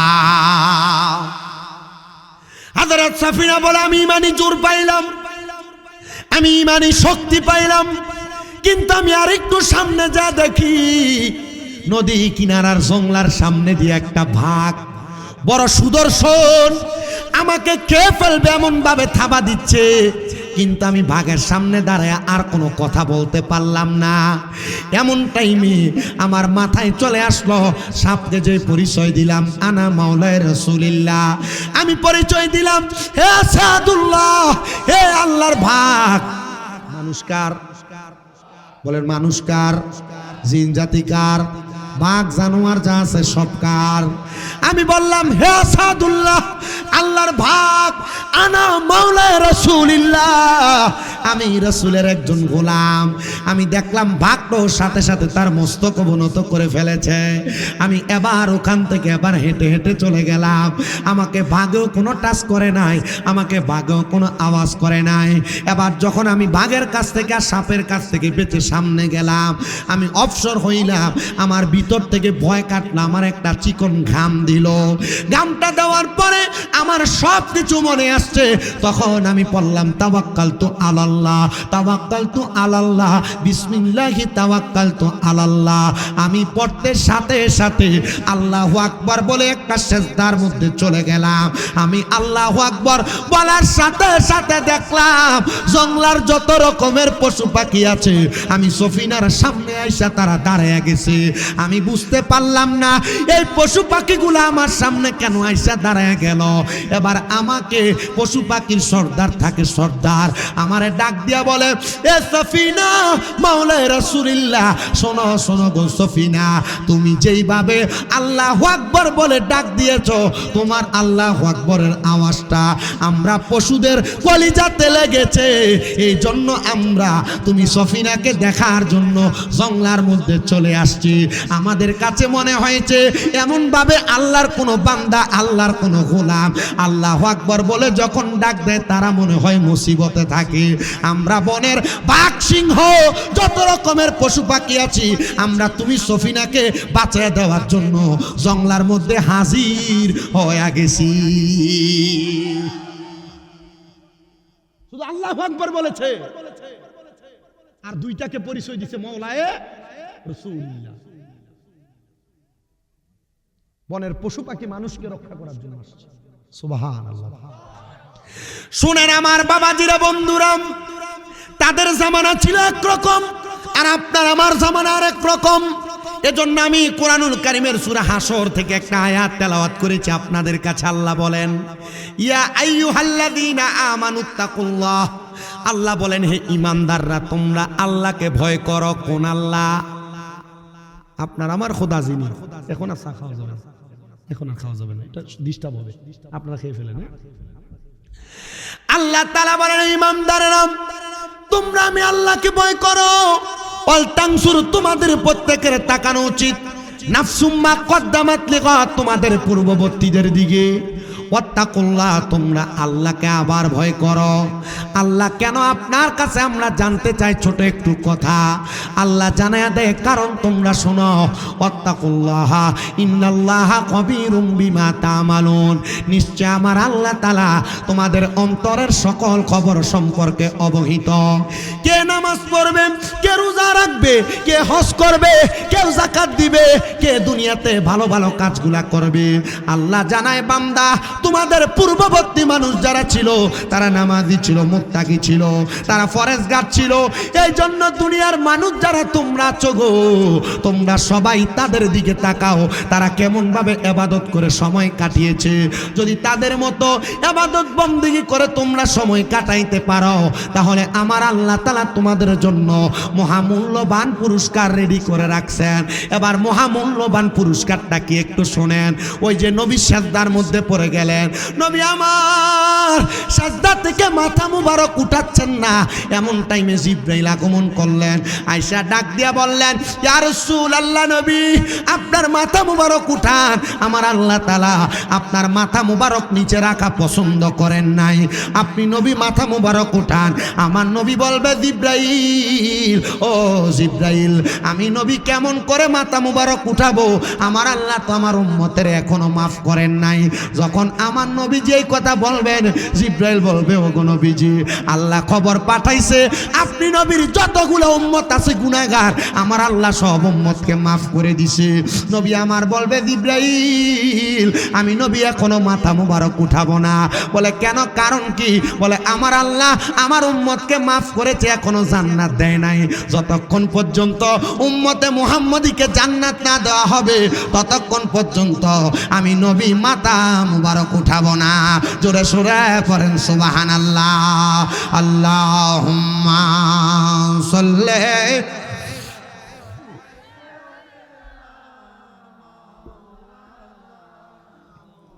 ওয়ালা আলি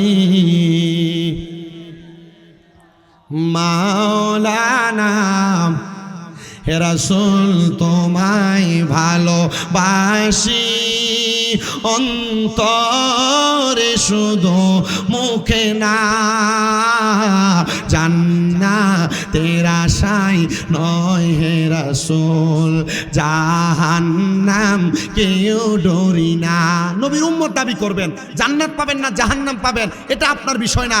নবীর উম্মতকে নবী কোন জায়গায় দিবে এটা নবী জানে। কথা বলেন না, ঠিক কি না? একটু মুহাব্বতে বলেন, জান্নাতের আশায় নয় হে রাসূল, জাহান্নাম কেউ ডরি না। তোমায় পাওয়ার আশায় মন ছুটে যায় মদিনা, তোমায় পাওয়ার আশায় মন ছুটে যায় মদিনায়। এ আশিকের আরজি শোনো, একবার দেখা দাও না। হে রাসূল তোমায় ভালোবাসি, অন্তরে শুধু মুখে না, জান্নাতের আশায় নয় হে রাসূল, জাহান্নাম কেউ ডরি না। ও মুসলমান, একটু মনোযোগ দিয়া শোনো। এবার নবী তো নবীর সব উম্মতকে জান্নাতে নিবে। এরপর আদম থেকে ঈসা নবী সব নবীর উম্মতেরা জান্নাতে যাবে। জানেন বাবা, এবার আমার নবীর সাহাবায়ে কেরাম মসজিদে নববী নামক যে মিম্বর আছে, ওই মিম্বরের মধ্যে দাঁড়ায় আমার নবী খুতবা দিতেছেন। একজন সাহাবী দাঁড়ায় গেলেন, ইয়া রাসূলুল্লাহ, নবী গো, আপনার উম্মতকে যে আমার আল্লাহ তাআলা জান্নাত দিবে, কেমন জান্নাত দিবে, কত সুন্দর জান্নাত দিবে, আমার তো জানতে বড় মন চায়, আমার তো দেখতে বড় মন চায়, আপনি নবী একবার বলেন না। আমার নবী আল্লাহ তাআলার কোরআনুল কারীমের সূরা বাইয়িনার শেষ 2 আয়াত তেলাওয়াত করে শোনায়, বিসমিল্লাহির রহমানির রহিম, ইন্নাল্লাযীনা আমানু ওয়া আমিলুস সলিহাতি উলাইকা হুম খায়রুল বারিয়া। নিশ্চয় যারা ঈমান আনে এবং নেক আমল করে, নামাজ পড়ে, রোজা রাখে, হজ করে, যাকাত দেয়, দান সদকা করে, মা বাবার খেদমত করে, আমার আল্লাহ তাআলা ওই ব্যক্তিগুলার জান্নাতের মধ্যে প্রবেশ করাবেন না। শুধু উলাইকা হুম খায়রুল বারিয়া, এরা হইল দুনিয়ার সবচাইতে ভালো মানুষ। আল্লাহ বলে, ও বান্দা, শুধু তাই না, আমি আল্লাহ তাআলা তো তোমাদেরকে একটা জান্নাত প্রদান করব। আমার বড় ঘরের ভাই বাবারা, এ বড় ঘরের মুরব্বী বাবাজিরা, এ আমার পর্দার অন্তরালের মা বোনেরা, আল্লাহ তাআলা কেমন জান্নাত দিবে একটু বর্ণনাটা শোনেন না। আল্লাহ কয় বান্দা জাযাউহুম ইনদা রাব্বিহিম, আমি আল্লাহ তোমাদেরকে একটা পুরস্কার দিব যদি তুমি ইমানদার হও, যদি তুমি আমলদার হও। আল্লাহ কেমন পুরস্কার? আল্লাহ বলে ওই পুরস্কারের নাম হলো জান্নাতু আদনিন, ওই পুরস্কারটার নাম হলো জান্নাতুল আদন। ওই জান্নাতুল আদন পুরস্কারটা আপনি যে দিবেন, ওই জান্নাতুল আদন পুরস্কারটা দেখতে কেমন আমার নবী জানায় দে উম্মত। আল্লাহর কোরআন বলে তাজরি মিন তাহতিহাল আনহার, এত সুন্দর জান্নাত, ওই জান্নাতের নিচে দিয়ে একটা নদী প্রবাহিত হয়। দুনিয়ার নদীতে এক রকমের পানি থাকে, যমুনা নদীতে এক রকমের পানি আছে, আবার পদ্মা নদীতে আর এক রকমের পানি আছে, চাঁদপুরের দুই নদীর মোহনায় দুই কালারের পানি আছে। কিন্তু আমার আল্লাহ তাআলা যেই জান্নাতের নদীর মধ্যে আমাদেরকে পান করা নিয়ে যাবেন, ওই জান্নাতের নদীর মধ্যে আমার আল্লাহ তাআলা চার প্রকারের পানি পান করাইবেন। হুজুর, এক নদীর মধ্যে চার প্রকারের পানি, হাদিসে মুবারাকার মধ্যে নবী আমার ঘোষণা করে ওই জান্নাতের নদীটার নাম হলো রজব নদী। রজব মাস যেমন ওই নদীর নামও তেমন, ওই জান্নাতের নদীর নাম রজব নদী। ওই নদীর মধ্যে আমার আল্লাহ তাআলা চার প্রকারের পানি রাখছে। এক প্রকার পানির নাম হলো ইন্না আতাইনা কাল কাউসার, ওই কাউসারের পানি কারা পান করবে? নবী আমার বলে যারা আল্লাহ এবং তার রাসূলকে ভালোবাসে তারাই ওই কাউসারের পানি পান করবে। ও নবী, ওই নদীর মধ্যে আর কেমন পানি আছে? নবী বলে এক নাম্বারের পরে দুই নাম্বার সারাবান তাহুরা, পবিত্র পানি আছে। ওই পবিত্র পানি কারা পান করবে? আমার নবী বলে উম্মত, ওই পবিত্র পানি তারা পান করবে যারা কোনোদিন দুনিয়াতে অপবিত্র পানি নেশা করে নাই, যারা কোনোদিন মদ গাঁজা ইয়াবা পান করে নাই, এরাই ওই জান্নাতের পবিত্র সারাবান তাহুরা পান করবে। এবার আপনারা বলেন, আপনাদের বড়হর সহ সিরাজগঞ্জের উল্লা পাড়ায় নেশা করো আছে না? না, কলগুলা চুরি করে নিয়ে যাবা আছে না? কলের মাথা নিয়ে জায়গা, কবরস্থানের কলের মাথা নিয়ে গেছে। গতকালকে এক জায়গায় মাহফিলে গেলাম, বলতেছে হুজুর আমাদের স্কুলের কলের মাথা নিয়ে গেছে। কি চোরের চুরি বাবা! এই নেশাখোর যখন নেশা করে তার মাথা ঠিক থাকে না, ঈমান চলে যায়। কি ঈমান চলে যায়? হুজুর কি বলেন? বলে হ্যাঁ, রাহমাতুল লিল আলামিন নবী আমার বলে ঈমান শুধু যায় না, যায় না, যায় না। ও জগতের মানুষ, ওই নেশাখোরের সাথে যে ব্যক্তি বন্ধুত্ব করে ওই ব্যক্তি আমাদের দলভুক্ত না, নবীর দলভুক্ত না, মানে মুসলমানই না। এই জন্য নেশাখোরের সাথে বন্ধুত্ব করা যাবে না। যাবে?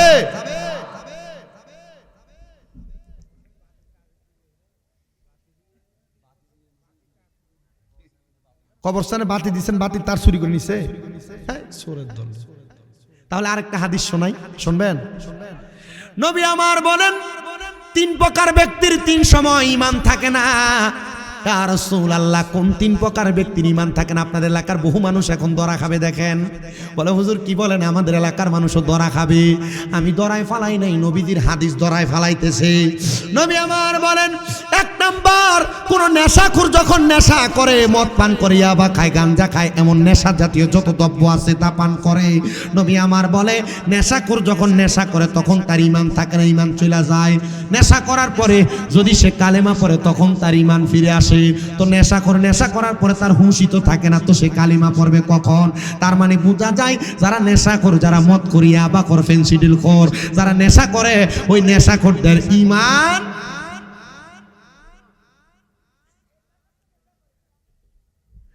দুই নাম্বার, কোন চোর যখন চুরি করে,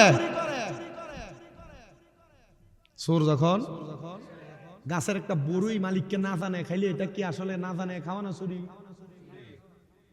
কাউকে না বলে তার একটা খেরও নিয়ে যাওয়া, এটা কি ভালো না চুরি? বুঝতেছেন? এ চোর স্বাভাবিক রাস্তা দিয়ে ক্ষেতের লাইল চিল বলেন, নাইল বলেন আপনারা, আইলের উপর দিয়ে হাঁটার সময় কারোর ক্ষেতের ধন্য একবার খুব সুন্দর ফুরফুরে দেখা যাচ্ছে। হ্যাঁ, আজকে যদি কেটে একটু তরকারির উপরে দেওয়া যায় খুব সুন্দর দেখা যাবে। কি হবে দুইটা নিলে? এই দুইটা নিয়ে যাওয়া এটা কি ভালো জিনিস না চুরি? এরপরে বড় বড় জিনিস তো আছে, ছোট দিয়া বুঝাইলাম। 5 টাকার ধন্য গরু নিয়ে যায়। নবী আমার বলে যখন কোন চোর চুরি করে চুরি করার সময় চোরের ঈমান থাকে না, কালিমা পড়ার আগ পর্যন্ত ওই চোরের ঈমান ফিরে আসে না। তাহলে যারা চুরি করেন প্রকাশ্যে অপ্রকাশ্যে, যারা চুরি করেন প্রকাশ্যে অপ্রকাশ্যে, ওজনে যারা কম দেয় তারা কি ভালো মানুষ না সুর? এটা হোক দুধ, দুধের মধ্যে এটা অরিজিনাল, কিন্তু আপনি এটাতে পানি মিশে এটাকে বেশি করে ফেলছেন, এটা কি ভালো জিনিস না চুরি? এটা প্রতারণা, এটা কি বাটপারি। একজন বলতেছে বাটপারি। তাহলে চোর যখন চুরি করে তখন চোরের ঈমান থাকে না। 3 নাম্বার, কোন জিনাখোর যখন জিনা করে, এটা বড় মারাত্মক। শুনেন, এটা এই ওয়াজ আপনারা এখানে যুবক যারা আছেন অনেকের গায়ে পড়বে, অনেক মুরব্বী যারা আছেন আপনাদের গায়ে পড়বে, অনেক মা বোন যারা আছে আপনাদের গায়ে পড়বে। কার গায়ের উপর পড়ুক গা, আমার কি, আমি নবীর হাদিসের কথা শোনাচ্ছি। আমার নবী বলেন কোন জিনাখোর যখন জিনা করে, ওই জিনাখোরের তখন ঈমান থাকে না। বলে হুজুর জিনাখোর জিনা করলে তার ঈমান থাকে না, যতক্ষণ না পর্যন্ত কালেমা পড়ে মুসলমান হয় ততক্ষণ পর্যন্ত তার ঈমান ফিরে আসে না। হুজুর জিনা বলতে কি বুঝাচ্ছেন? একটা পুরুষ একটা নারীর সঙ্গে মেলামেশা করা জিনা। ভালো কাম না খারাপ? আগে খবর পাওয়া যাইতো অমুকের মেয়ে অমুকের ছেলের সাথে পলাইছে, এখন জিনা এমন বাড়ছে, এখন আর মেয়ের খবর হয় না অমুকের বউ অমুকের সাথে পলাইছে। মেয়ে পলায় না, এখন বউ পালায়।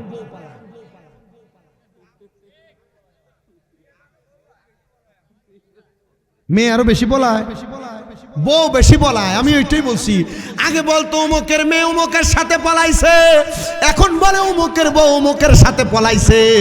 আরে এবার আপনারা বলেন এমন জিনা বেবিচার সমাজে আছে না নাই?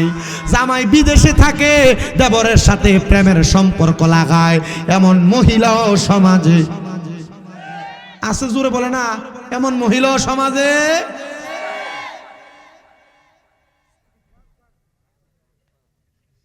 আমার কাছে সবচাইতে বেশি ভালো লাগতেছে আজকে ছাটাই করে থুয়ে যাবো, তা আমাকে পরে নাপিত বলে দিবে ছাটাই করে থুয়ে গেল। কষ্ট হচ্ছে আপনাদের? আমার কাছে ভালো লাগতেছে কি জানেন? আমার কাছে ভালো লাগতেছে এই যে দাড়ি আছে, এই দাড়িওয়ালা মুরব্বী আছে, এই যে আপনাদের মাহফিলে বেশিরভাগ দাড়িওয়ালা মানুষ, কিন্তু অনেক জায়গার ভিতরে গেলে দেখা যায় স্যাংরা স্যাংরা মানুষ বেশি। তো স্যাংরা মানুষ কি মাহফিলে আসবে না? আসবে। অনেক জায়গায় দাড়িওয়ালা মুরব্বী মানুষ, যারা এই মুরব্বীওয়ালা মানুষ, এরা একটু শয়তান মার্কা হয়ে যায়, এরা ওয়াজ মাহফিলে আসতে চায় না। কিন্তু এরা যদি বলে বিড়িটা লাগায়া এই যে চা দোকান বসে,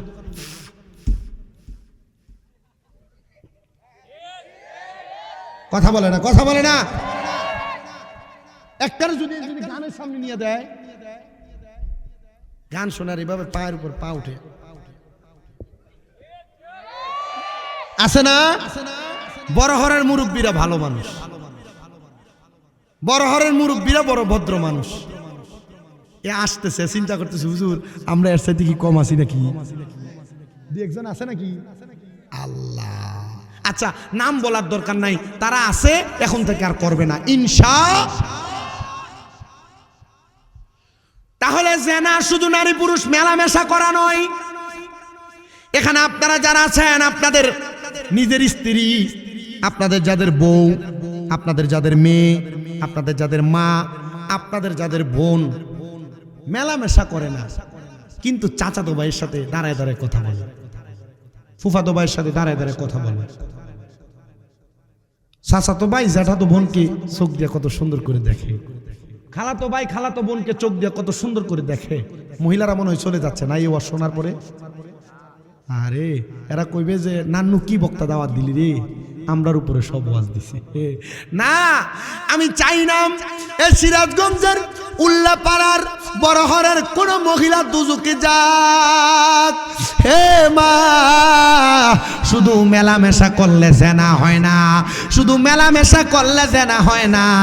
জেনা কেমনে হয় শুনো, মানুষের মুখ দ্বারা জেনা হয়, মানুষের চোখ দ্বারা জেনা হয়, মানুষের কান দ্বারা জেনা হয়, মানুষের হাত দ্বারা জেনা হয়, মানুষের পা দ্বারা জেনা হয়। হুজুর কেমন করে বলেন? কোন পুরুষ কোন নারীর সাথে, কোন নারী কোন পুরুষের সঙ্গে দেখা করার জন্য গায়রে মাহরাম মহিলা যদি তার পা দিয়ে হাইটা হাইটা যায় তাহলে তার আমল নামার মধ্যে জেনার গুনাহ হবে, পায়ের জেনা। 2 নাম্বার, কোন পুরুষ যদি গায়রে মাহরাম কোন মহিলার গায়ের মধ্যে শরীরের মধ্যে হাতটার মধ্যে ধরে ধরে ধরে তাহলে ওই পুরুষ এবং নারীর হাতের জেনা হবে। কোন পুরুষ মানুষ কোন গায়রে মাহরাম মহিলার সঙ্গে মুখ দিয়া কথা বলে কথা, তাহলে ওই পুরুষ মানুষের মুখের জেনা হবে। কোন পুরুষ মানুষ যদি কোনো মহিলার গলার আওয়াজ তার কান দিয়া শোনে, গায়রে মাহরাম মহিলার গলার আওয়াজ, তাহলে ওই পুরুষের কানের জেনা হবে। আর কোন পুরুষ যদি কোনো গায়রে মাহরাম মহিলার দিকে তার চোখ দিয়া তাকায়, তাহলে ওই পুরুষের চোখের জিনা হবে।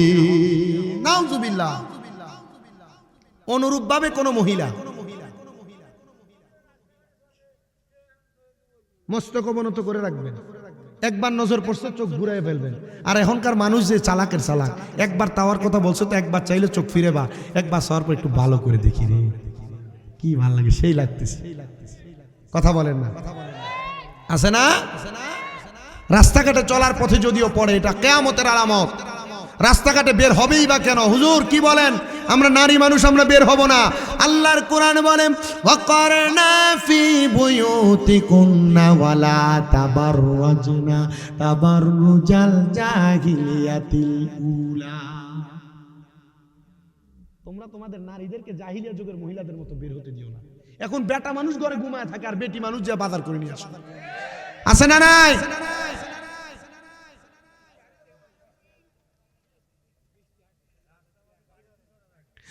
শুধু তাই না, টমটম গুলাতে বেটা মানুষ যত, মহিলা মানুষ তত।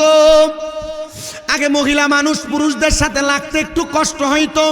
টমটমের ড্রাইভার যদি বলে 5 জন হয়েছে, আরেকজন শট, আপনি বেটি মানুষ, আপনি একা উঠবেন কেমন? আর কি হবে, তাড়াতাড়ি বাড়ি যাওয়া লাগবে, উঠাও। পুরুষ মানুষের মাঝখান দিয়া বেটি মানুষ যায় বসে। এমা, আপনার শরীরের সাথে পরপুরুষের দেহ লাগার কারণে আপনার দেহটা জাহান্নামী দেহ হবে, বের হতে দিও না। মনে রাখবা, তোমরা যারা নামাজ পড়ো, তোমাদের মা, তোমাদের বোন, তোমাদের স্ত্রী, তোমাদের মেয়ে বেপরদা চলে, আল্লাহর কসম, যদি কোনো মানুষের 4 প্রকারের নারীরা যদি বেপরদা চলে, ওই ব্যক্তি নামাজ পড়েও দোজখে যাবে। নামাজ পড়েও দোজখে যাবে। ওই মহিলা দাইয়ুস হয়ে যায়। কি হয়ে যায়? দাইয়ুস। এবার শুনেন আমার মুসলমান ভাইরা আমার, এই ওয়াজ কি চলে আপনাদের এলাকা? ওয়াজ কি লাইনে আছে? তো লাইনে যদি থাকে তাহলে ঠিক আছে, লাইনে না থাকলে ওয়াজ আবার অন্যদিকে কাট দিয়ে চলে যায়।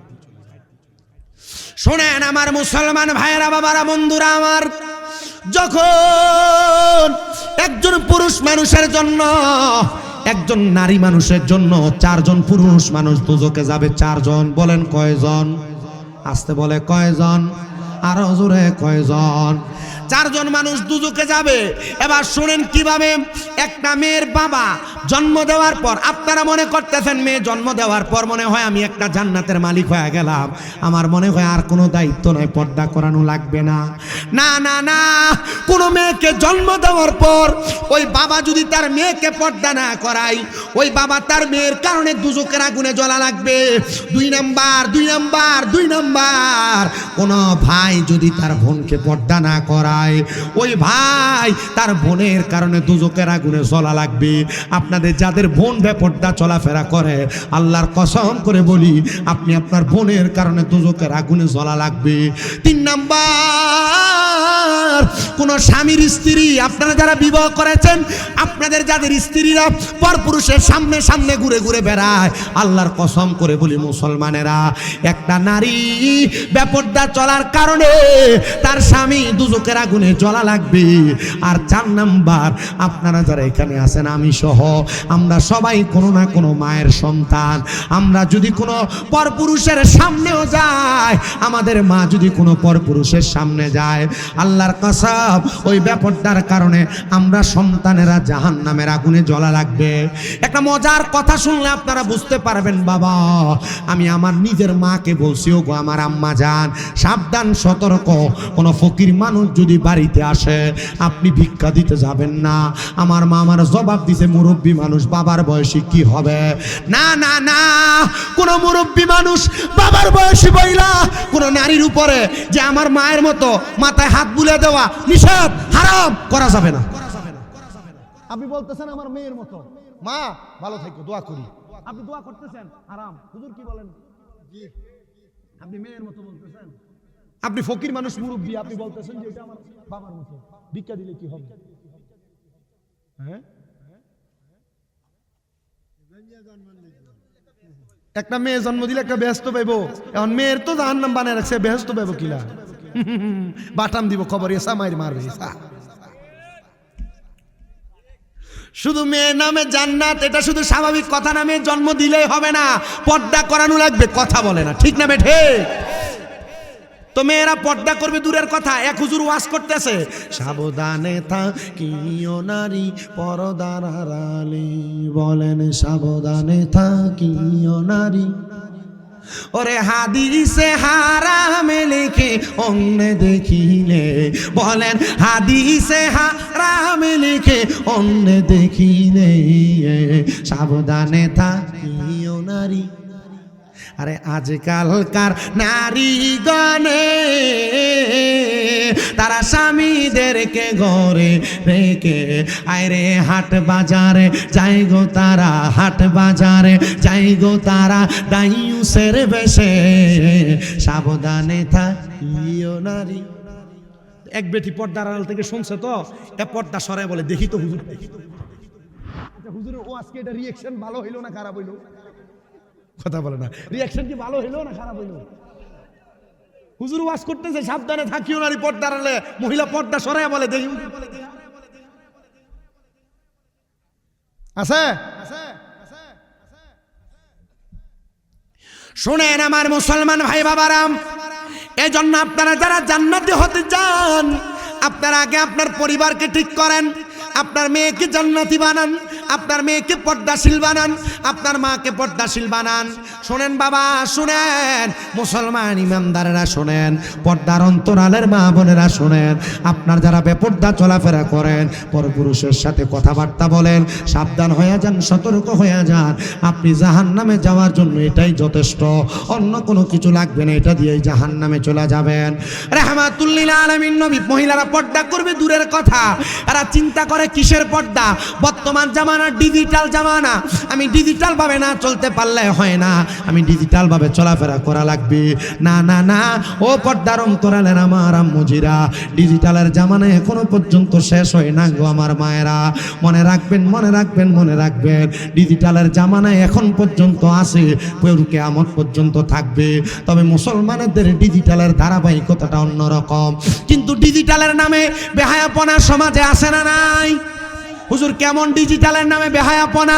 বোরকা পরে, সত্য কথা, কিন্তু বোরকা এত টাইট ফিটিং, তাদের শরীরের অঙ্গভঙ্গি বোঝা যায়। আপনারা বলেন এমনও আছে কি না?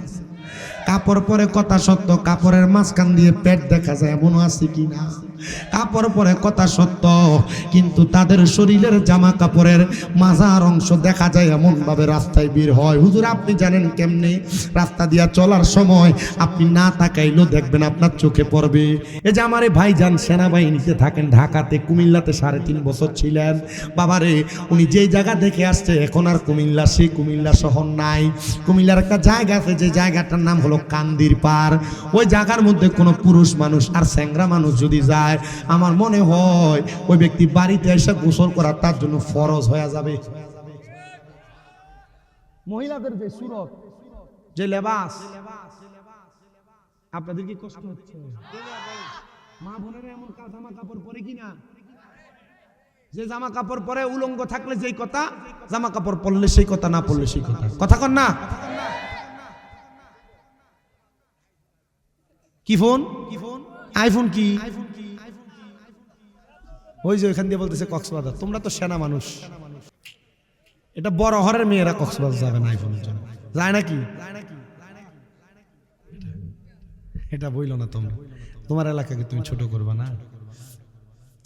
এবার আপনারা বলেন এমন মহিলা আছে না নাই ছোট ছোট জামা কাপড় পরে ঘুরে বেড়াই, টাইট ফিটিং জামা কাপড় পরে যে মা বোনেরা ঘুরে বেড়ান, আমি আপনাদের কাছে একটা করজোরে আবদার জানাই গো আমার আম্মুজিরা, শোনাম। নবী আমার বলে আমি যখন মেরাজে গিয়েছিলাম, সুবহানাল্লাযী আসরা বিআবদিহি লাইলাম মিনাল মাসজিদিল হারাম ইলাল মাসজিদিল আকসাল্লাযী বারাকনা হাওলাহু লিনুরিয়াহু মিন আয়াতিনা ইন্নাহু হুয়াল সামিউল বাসীর। এটা নবীর মেরাজের আলোচনা, আমার অনেক লম্বা বিষয়। আমার নবী যখন মেরাজে গিয়েছিলেন, আল্লাহ তাআলা ওই নবীকে দুইটা নিদর্শন দেখাইছিলেন। নবী বলেন একটা নিদর্শনের নাম হলো জান্নাত, আর একটা নিদর্শনের নাম হলো জাহান্নাম। মাহফিল বুঝতেছেন আপনারা? নবীজি মেরাজে যাওয়ার পর কয়টা নিদর্শন আল্লাহ দেখাইছে? জোরে বলেন কয়টা? একটার নাম জান্নাত, একটার নাম আরেকটার নাম। নবী বলেন আমাকে আল্লাহ তাআলা দুইটা জিনিস দেখাইছেন। আমি নবী রাহমাতুল লিল আলামিন নবী জান্নাত বড় সুন্দর দেখলাম, কিন্তু আমাকে যখন জাহান্নাম দেখানোর জন্য নিয়ে যাওয়া হয়, আমি নবী যত সামনের দিকে যাই আগুনের তাপ তত বেশি বেশি বেশি বেশি বোঝা যায়। আমি বুঝতে পারলাম ও আল্লাহ, এ জাহান্নাম, যে জাহান্নামে তো গর্তওয়ালা, আগুনের জিহ্বাটা একবারে জাহান্নামের উপরে পড়তেছে, কিন্তু হাদিসে মুবারাকা ঘোষণা করে একটা পাথর জাহান্নামের উপর থেকে ফেলা হলে 500 বছর লাগবে জাহান্নামের নিচে যেয়ে পৌঁছাইতে। ও আল্লাহর নবী আপনি কি দেখলেন? নবী বলেন জাহান্নামের মধ্যে আমি যখন নজর করে দেখলাম, আমি 3 প্রকার মহিলা দেখলাম যারা জাহান্নামের মধ্যে। ইয়া রাসূলুল্লাহ, এমন কোন 3 প্রকার মহিলা দেখলেন যারা জাহান্নামের মধ্যে? নবী বলেন আমি 1 নাম্বার এক জাতের মহিলা দেখলাম যাদের মাথার চুলগুলাকে লটকে লটকে আগুনের মধ্যে সেক দেওয়া হচ্ছে। মুরগি গ্রিল করে উল্লাপাড়া বাজারে, হাটি কুমরুলের বড় মার্কেটে, সিরাজগঞ্জের বাজারে, ঠিক তেমন ভাবে একটা মহিলাকে আমি দেখলাম মাথার চুলের মধ্যে ঝুলে ঝুলে আগুনে সেক দেওয়া হচ্ছে। নবীজি তারা কারা, তাদের পরিচয়টা আপনি নবী একবার বলেন না। আমার নবী বলেন ওই জাতের মহিলা যারা মাথার চুল বেঁধেছে, কিন্তু তাদের মাথার চুলগুলা ওটার কুজের মতো, গরুর সুডির মতো উঁচা হইয়া ছিল। এমন অনেক মহিলা দেখবেন, মেয়ে দেখবেন মাথায় স্কেপ পরে, কিন্তু স্কেপ পরার পর মাথার চুলটাকে তার কপাল থেকে অনেক উঁচা দেখা যায়, উঁচা। আল্লাহর নবী বলে আমি ওই মহিলাদেরকে দোজখের আগুনে দেখেছি। মহিলারা আপনি আপনার দেহ দেখে চলবেন দূরের কথা, আপনার মাথার চুলকে উঁচা করে বাঁধতে আল্লাহর নবী নিষেধ করেছে। হ্যাঁ, বড় হরের মানুষ এ মাহফিল দিয়ে কি লাভ যদি এলাকার মহিলারা বেপরদা চলাফেরা করে? এ মাহফিল দিয়ে কি লাভ যদি এলাকার মহিলারা রাস্তাঘাটে অধরণীয় ভাবে, অকল্পনীয় ভাবে চলাফেরা করে? আমি আসার সময় তো এক মহিলা, হুজুর আসসালামু আলাইকুম। আমি চিন্তা করলাম সালাম দিছে সওয়াবের জন্য গুনাহ হইছে। বুঝেন? বলেন না কি হইছে? হুজুরকে সালাম দিলাম তাও গুনাহ। হ্যাঁ, কোন মহিলার গলার আওয়াজ, তুমি আমার জন্য গায়রে মাহরাম। 14 জন মহিলা ছাড়া আমার কোনো মহিলা সালাম দিবে না। কয়জন মহিলা? তো 14 জন মহিলা। মাঝে মাঝে আমাদের ফোনে কল দেয়, হুজুর আসসালামু আলাইকুম, আপনার ওয়াজ খুব ভালো লাগে হুজুর, শুনতে খুব সেই লাগে হুজুর, খুব মজা লাগে, আমি আপনার মায়ের মতো। মায়ের মতো? মায়ের মতো বলা যাবে? পরপুরুষের সঙ্গে মায়ের মতো বইলেও কথা বলা যাবে। দুধ মা হইলে আলাদা বিষয়, দুধ মা হইলে সাবধান, সতর্ক। কঠিন হয়ে যাচ্ছে ওয়াজ, খুব কঠিন হয়ে যাচ্ছে ব্যাপার না। এখান দিয়ে ঢুকাও, ওখান দিয়ে বের করো, আর কালকে তুমি তোমার বুক নিয়ে রাস্তা রাস্তা হাঁটবা। বিয়া শাদী করো না, আল্লাহ তোমাকে একটা সুন্দর বউ দিক, দোয়া করো। আমিন। দোয়া করে দিছি বেটা, যা হাদিয়া সারা দোয়া। মারহাবা, আসতে বলছো মারহাবা, জোরে মারহাবা। আমি যেই কথাটা বলতেছিলাম, নবী দেখছেন 3 প্রকার নারী। 1 প্রকারের চুল উঁচা করে বাঁধার কারণে জাহান্নামী নবী। আপনি আর কোন নারী দেখেছেন? নবী আমার বলে আরেক প্রকার নারী দেখেছি যাদের স্তনগুলার মধ্যে গরম লোহার শিক লাগাইয়া দিয়া আগুনের মধ্যে সেক দেওয়া হচ্ছে। নবী তারা কারা গো? আমার নবী বলে ওই নারী যারা পোশাক পরে উলঙ্গ ছিল। পোশাক পরেও যেই নারীরা উলঙ্গ ছিল, যেহেতু আমি আসার সময় দেখলাম পুরুষের প্যান্ডেল যেমন মহিলাদের জন্য একটা প্যান্ডেল করা হয়েছে, আমি চিন্তা করেছি মহিলাদের উদ্দেশ্যে বয়ানটা করা আমার জন্য জরুরি, কিন্তু আমাকে ঘরে 7, 8, 9, 10 জন মনে হয় বলছে হুজুর মা বাবার খেদমতের বয়ানটা করবেন, আপনার মুখে এটা সেই মানায়। কিন্তু বাবা সব জায়গায় এক ওয়াজ করলে দেখেন এগুলা মিডিয়াতে প্রচার হয়, মানুষ এগুলা শোনে, যেখানে যায়। আমার মনে আছে গত বছর আমি মাহফিল করেছি 278টা, কিন্তু 278 মাহফিলের মধ্যে 256 মাহফিল আমাকে সাবজেক্ট দিয়েছে মা বাবার খেদমত। আচ্ছা কই পাবো মা বাবার খেদমতের এত ওয়াজ কোন তো? এরপর গত বছর আমার আরেকটা ওয়াজ ভাইরাল, স্বামী স্ত্রীর মোহাব্বত।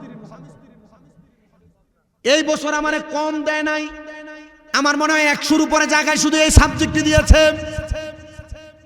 এখন আবার চলতেছে ওই যে কবর হাসর ওয়াজ করলাম, এর আগে আমার আরেকটা ওয়াজ আছে ইমানদারের মৃত্যু এবং বেঈমানের মৃত্যু। গত বছর আপনাদের ধরল বাজার হয়তো ছিলেন আপনারা, আবার এই সলঙ্গারে 12 অফিসের পাশে এই 2 জায়গার মধ্যে গেছি, 2 জায়গায় একই সাবজেক্ট দিল আমাকে। হুজুর ইউটিউবে শুনেছি এটা সেই লাগে করেন। এ বাবা আমি কিন্তু আমার মা বোনদেরকে জান্নাতি বানানোর জন্য কথাগুলা বলছি। যদি আমার কোনো মা মনে কষ্ট পান আল্লাহর হস্তে সন্তান মনে করে আমারে ক্ষমা করে দিবেন। ও মা আমি চাই না গো এই সিরাজগঞ্জের উল্লাপাড়ার কোনো মহিলা দুদকের আগুনে জ্বলুক। আমি চাই না রে বাবা সিরাজগঞ্জের উল্লাপাড়ার বড়হরের কোনো সন্তানেরা দুদকের আগুনে জ্বলুক। চাই না কোনো বাবা তার মেয়ের জন্য আগুনে জ্বলুক। চাই না কোনো স্বামী তার স্ত্রীর জন্য দুদকে জ্বলুক। চাই না কোনো ভাই তার বোনের জন্য দুদকে জ্বলুক। এবার আপনারা বলেন আমরা আমাদের মহিলাদেরকে পর্দা করানোর দরকার আছে না নাই? আমার নবীর উম্মত শুনো, 1.5 ঘন্টা কিন্তু শেষ, টের পাইছেন আপনারা? শুনেন আমার নবীর উম্মত, আমার ওয়াজের মূল টাইম শেষ, এখন বোনাস দিচ্ছি।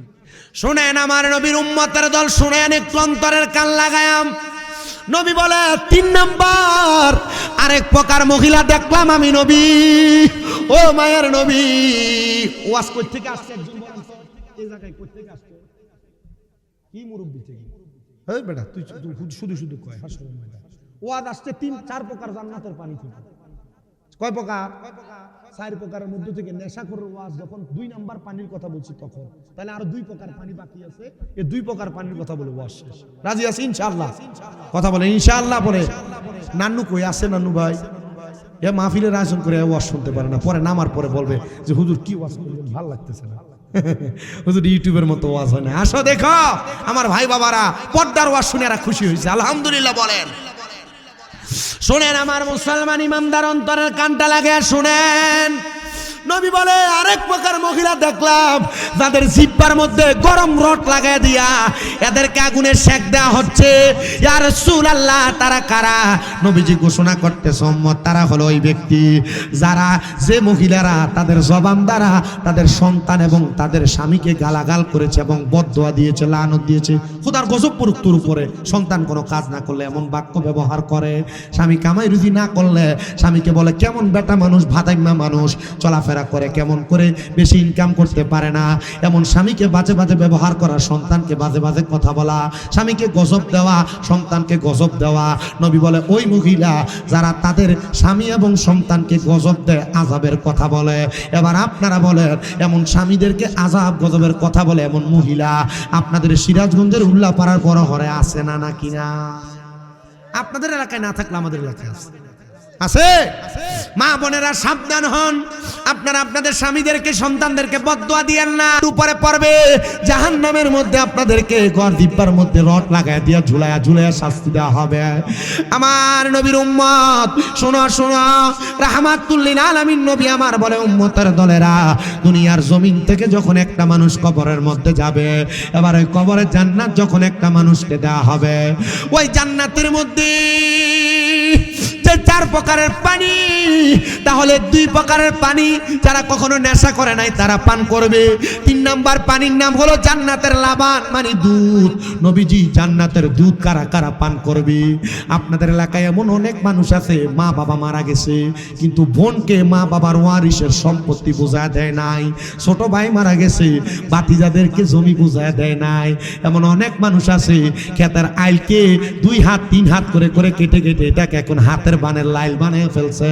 এমন জমি চোর, মানুষের সম্পদ চোর সমাজে আছে না নাই? আল্লাহর নবী বলে জান্নাতের দুধ তারা পান করবে যারা কখনো মানুষের সম্পদ চুরি করে নাই, জমি দখল করে নাই, ভূমি দখল করে নাই, মানুষের উপর অত্যাচার অনাচার করে খায় নাই। আর যদি অত্যাচার অনাচার করে খায়, জান্নাতের দুধ তারা পান করতে পারবে না। নবী গো আর কি বলে? 4 নাম্বার জান্নাতের মধু। ইয়া রাসূলুল্লাহ, জান্নাতের মধু কারা কারা পান করবে?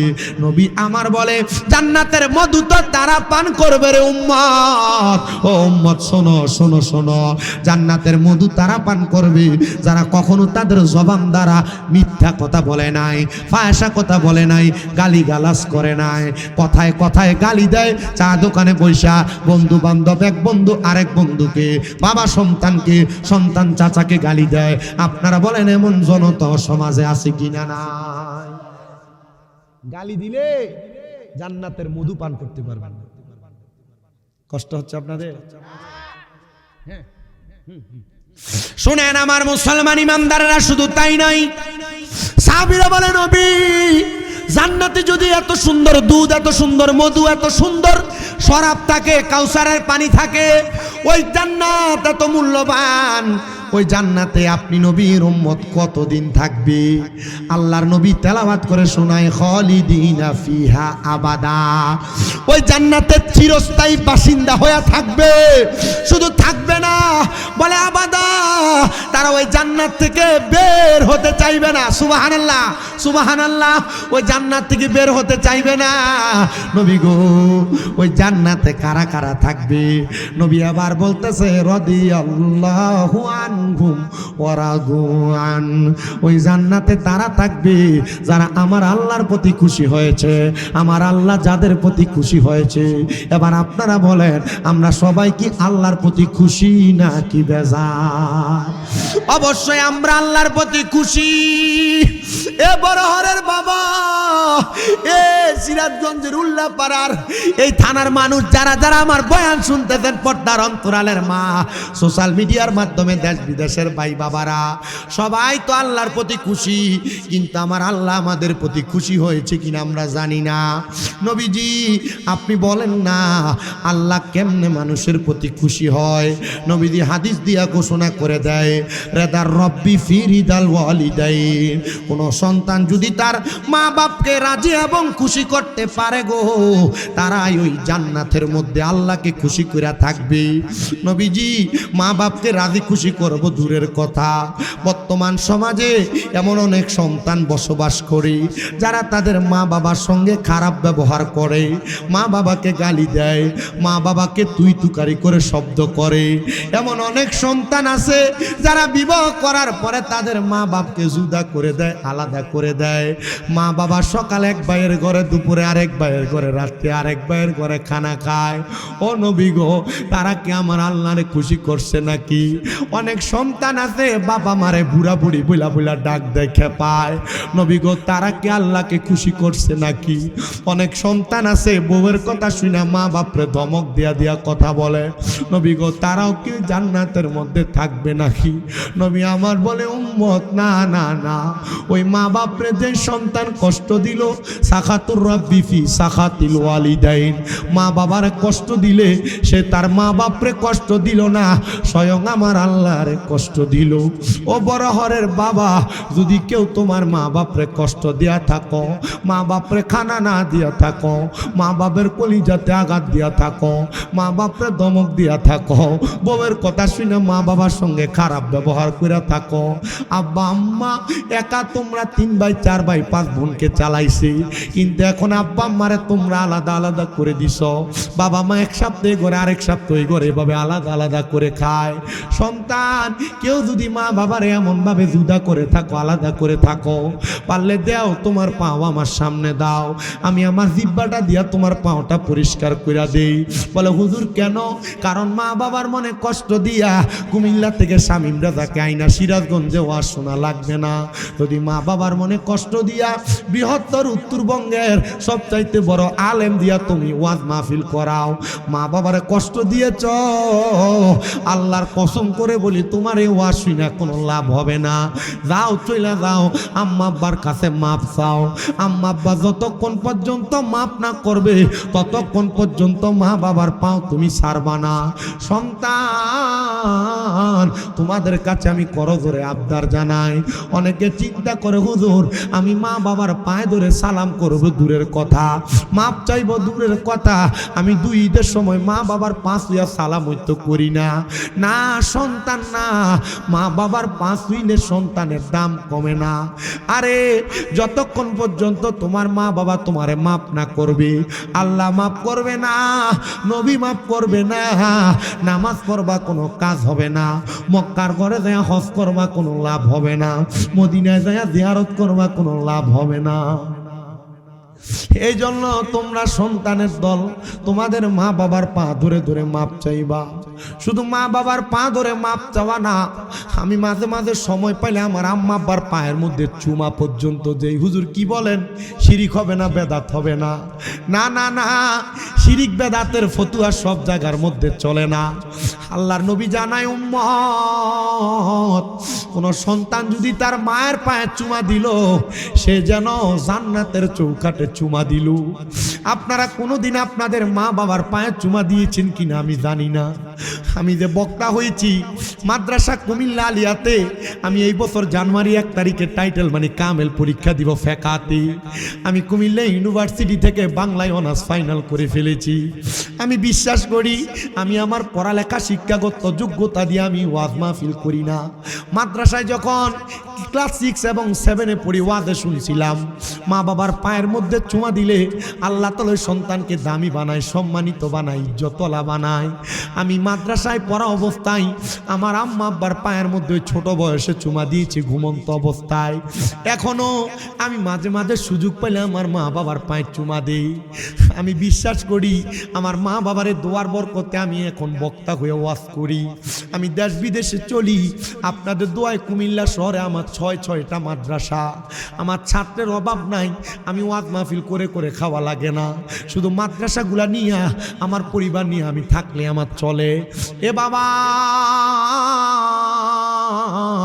আমি একটা কথা বিশ্বাস করি, সন্তান মা বাবার কাছে নত হইলে ওই সন্তানের দাম কমে না, সম্মান কমে না, ইজ্জত কমে না। আজকের এই বড় ঘরের মাহফিল কবুল হবে কিনা এটার গ্যারান্টি আমি দিতে পারবো না, তবে একটা গ্যারান্টি দেওয়া যায়, বড় ঘরের মানুষ আগামীকালকে যদি দেখো বড় ঘরের কোনো দোকানে বইসা কোনো বয়স্ক মুরব্বী বলতেছে হ্যাঁ শামীম দাদার ওয়াজটা শুনে আমার সন্তান বাড়িতে যায় আমার পায়ে ধরে ধরে মাপ চাইছে, মনে করবা মাহফিল আল্লাহর দরবারে কবুল হয়ে গেছে। সন্তান চিন্তা করে হুজুর কোনোদিন তো আমি আমার মা বাবার সাথে কোনো অন্যায় করি নাই, তবু কি মা বাবার পায়ে ধরে মাপ চাইবো নাকি? হ্যাঁ সন্তান, মা বাবার পায়ে ধরলে দাম কমবে না, ইজ্জত কমবে না, সম্মান কমবে না। মা বাবার মতো রত্ন রে দুনিয়াতে থাকলে তুমি যত্ন করা শুরু করে দাও। কারণ কি জানো, এখন অনেক সন্তান এখানে বসে আছে চিন্তা করে হুজুর যাদের বাড়িতে বাবা আছে তারা বাড়িতে যে বাবার পায়ে ধরে ধরে মাপ চাইবে। হুজুর আমার আব্বা নাই, আমি কার পায়ে ধরে মাপ চাইব? হুজুর যাদের বাড়িতে মা আছে তারা বাড়িতে যায় মার পায়ে ধরে ধরে মাপ চাইবে। আমার তো মা নাই, আমি কার পায়ে ধরে মাপ চাইব? অনেক সন্তান চিন্তা করে হুজুর আমার মা কবরে, আমি দুনিয়াতে বড় অশান্তিতে বসবাস করি। আগে একবেলা খানা না খাইলে মা বারবার জিজ্ঞাসা করতো সন্তান পেটটাতে পিঠের সাথে লাইগা আছে, এখনো কি খানা খাও নাই? বাবা বারবার তোমার খানার কথা বলতো। এখন মা মারা যাওয়ার পরে 2-3 বেলা না খায়া থাকলে তোমার কেউ একবার খানার কথা জিজ্ঞাসা করে না। জিজ্ঞাসা করবে কে? মা কবরের বাসিন্দা।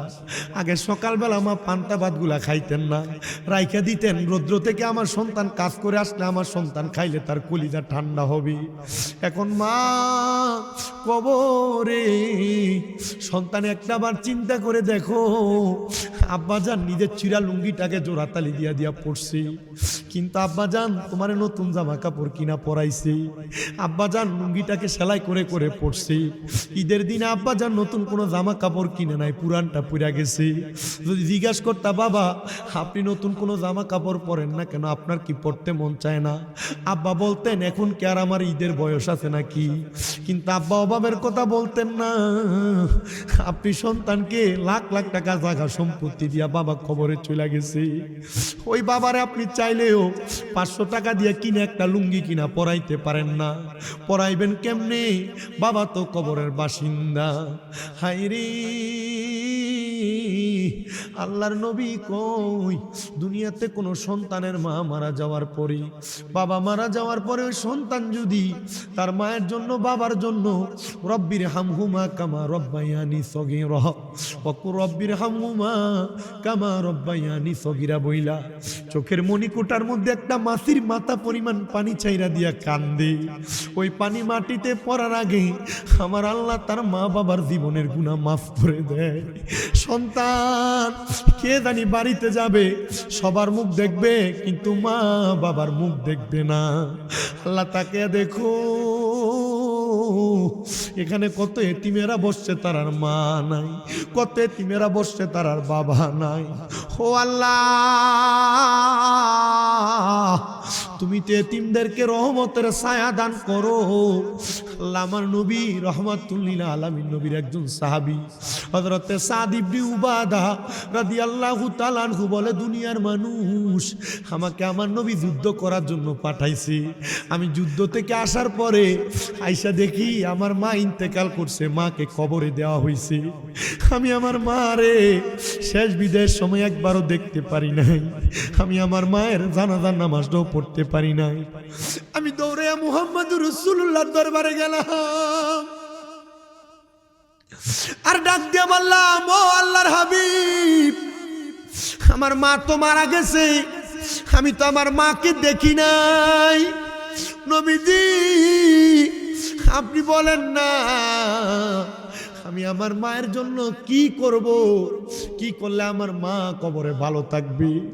নবী বলে, 1 নাম্বার আসসালাতু আলাইহিমা, বেশি করে দোয়া করো। 2 নাম্বার অল ইস্তিগফারু লাহুমা, মা বাবার জন্য ক্ষমা প্রার্থনা করো। 3 নাম্বার ওয়া ইনফাদু আহাদিহিমা, মা বাবার ঋণ থাকলে পরিশোধ করে দাও। 4 নাম্বার ওয়াসিলাতি রাহমিল্লাতি লা তুসালু ইল্লা বিহিমা, আম্মা আব্বার আত্মীয় স্বজনের সাথে সম্পর্ক ভালো রাখো। নবী বলে, ওয়া ইকরামু সাদিকিহিমা, বাবা যে বয়স্ক মুরব্বিটার সাথে চলতো তার সাথে সম্পর্ক ভালো রাখো। মা যে বয়স্ক মহিলার সাথে চলতো তারে তুমি একটু সম্মান করো। এদেরকে সম্মান করলে আল্লাহ তোমার মা বাপকে মাফ করবে। নবী আমার মা বাবা আমার অনেক সম্পদ দিয়া গেছে, আমি এই সম্পদকে একা একা ব্যবহার করব। আপনি বলেন আমি আমার মা বাবার জন্য এই সম্পদগুলা কি করতে পারি? নবী বলে, এ সাদ ইবনে উবাদা, তুমি তোমার মায়ের পক্ষ থেকে সদকা করে দাও। হযরত সাদ ইবনে উবাদা বলে, ইয়া রাসূলুল্লাহ, আপনি সাক্ষী হয়ে যান, আমি সাদ ইবনে উবাদার একটা খেজুরের বাগান আছে যার নাম হলো মিখওয়াদা, ওই খেজুরের বাগানটা আমি আমার মায়ের জন্য আল্লাহর হস্তে সদকা করে দিলাম। আমার নবী বলে, সাদ তুমিও সাক্ষী হয়ে যাও। আমি নবী বললাম, তোমার এই খেজুরের বাগান থেকে যত মানুষ খেজুর আহার করবে, তোমার আম্মার আমলনামার মধ্যে আমার আল্লাহ সওয়াব দিয়ে দিবে। পরের দিন সকালবেলা নবীর সাহাবী হযরত সাদ ইবনে উবাদা দৌড়ে আইসা কান্দে আর ডাক দিয়া বলে, নবীজি আমি দেখেছি আমার মা জান্নাতি খানা খাইতেছে। এ সাদ, কারণ কি জানো? জানো? বলে কি? ইয়া রাসূলুল্লাহ, আমি আমার মারে জিজ্ঞাসা করছি কারণ কি। আমার মা জবাব দিতে, রে সাদ, তুমি যে খেজুরের বাগানটা সদকা করে দিয়েছো, রাত্রিবেলা কিছু পাখি ওই বাগান থেকে খেজুর ঠুকরিয়ে ঠুকরিয়ে খাওয়ার কারণে আল্লাহ তাআলা আমি মারে জান্নাতের খানা দান করে দিছি। আমি একটু পরে মুনাজাত করব, আপনারা সবাই মিলে দোয়া করবেন। আর দোয়া মুখুল ইবাদাত, দোয়া হলো ইবাদতের মগজ, দোয়া হলো ইবাদতের মূল। সন্ধ্যা থেকে এখন পর্যন্ত যে ওয়াজ শুনেছেন, এই ওয়াজের দোয়ার মাধ্যমে আপনাদেরকে নিয়ে সুন্দর করে আপনারা এই জায়গার মধ্যে বয়ানটা শ্রবণ করেছেন, আপনাদের সব সওয়াব এই দোয়ার মাধ্যমে বাড়িতে নিতে পারবেন। বেহতার কারণ তাদের হৃদয়ে আছে আল্লাহর পয়গম্বর। নারে তাকবীর, আল্লাহু আকবার বলো, নারে তাকবীর, আল্লাহু আকবার, নারে রিসালাত ইয়া রাসূলুল্লাহ। এরপরে কে দান করবে? আর 4 জন বাকি পেলাম, 8 জন। 12 জন চাইছি, লা ইলাহা ইল্লাল্লাহ লিখতে 12 হরফ, 12 জন দান করবে 2000 করে, পেলাম 8 জন। 9 নাম্বার কে দান করবে 2000 টাকা? 9 নাম্বার। 2000 বেশি হয়ে যায়। আচ্ছা, তাহলে মুহাম্মাদুর রাসূলুল্লাহ লিখতে হরফ লাগে 12টা। কয়টা?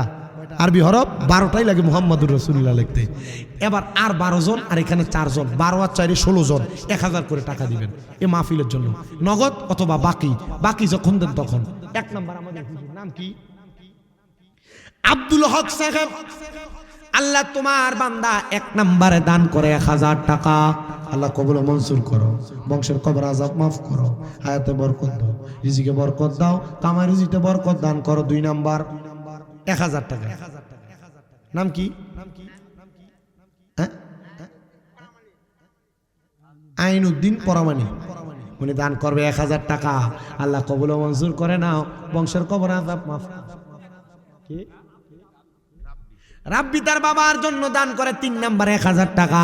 আল্লাহ কবুল ও মঞ্জুর করে নাও, রাব্বির আব্বারে তুমি কবুল করে নাও। 4 নাম্বার কে দিবে 1000? নজরুল ইসলাম সাহেব 4 নম্বরে 1000। মারহাবা। 5 নম্বরে কে দান করবে 1000 টাকা? 1000 টাকা বেশি কিছু? উল্লাপাড়াতে ডাক্তার দেখাইতে গেলে ডাক্তার একটু চেক আপ করে বলে 1000 টাকা ভিজিট লাগে। নাম কি? আসগর আলী স্যার। মারহাবা পড়েন। আল্লাহ কবুল ও মঞ্জুর করে নাও, আল্লাহ মনের নেক নেক আশাগুলো পূরণ করে নাও। আসগর আলী সাহেব দান করে যায় 1000 টাকা। আরে কারবালায় ঘটিল এক আজব কাহিনী, নবীর আওলাদ আসগর শহীদ পাইল না পানি। সে আসগরের নাম নাম। মারহাবা। এরপরে 6 নাম্বার কে দান করবে 1000 টাকা? আছেন নাকি? নাম কি? মন্টু মিয়া দান করবে 1000 টাকা। আল্লাহ কবুল ও মঞ্জুর করে নাও, মন্টু মিয়ার মনের আশা পূরণ করো, বংশের কবর আযাব মাফ করো। নাম কি? হ্যাঁ, আমজাদ হোসেন। আমজাদ হোসেন মিয়া উনি দান করে 1000 টাকা। আল্লাহ কবুল ও মঞ্জুর করে নাও, বংশের কবর আযাব মাফ করে দাও। আল্লাহ আমজাদ হোসেন যে আশা করে দান করে, আশা তুমি পূরণ করো। এরপরে 7 নাম্বার আমজাদ হোসেন কে? এই যে মুরব্বী সাহেব।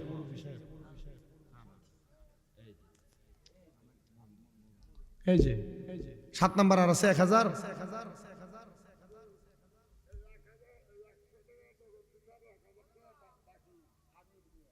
আমির মিয়া বাড়ি কোথায়? উল্লাপাড়া নিবাসী আমির মিয়া। জিকির কর মুমিন গণ, জিকিরেতে মাওলা রাজি, আর রাজি নবী গণ। আল্লাহ আল্লাহ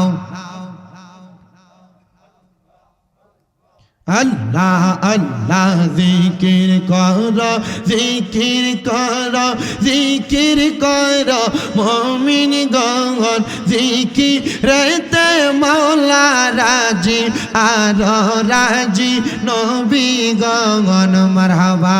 আল্লাহ আল্লাহ। হস্ত দিলা সে বিবার, জিব্বা দিলা ডাকতে তারে, নয়ন দিলা, নয়ন দিলা দেখিবারে, তবু কেন অন্ধ মন। জিকির কর, জিকির কর, জিকির কর মুমিন গণ, জিকিরেতে মাওলা রাজি, আর রাজি নবী গণ। মারহাবা। আল্লাহ আল্লাহ। যিনি ফরি আর ফেরেশতারা মাওলার জিকির করে তারা, মানুষ হইয়া তোমরা কেন আল্লাহর জিকির করো না? মাশাআল্লাহ, আল্লাহ আল্লাহ।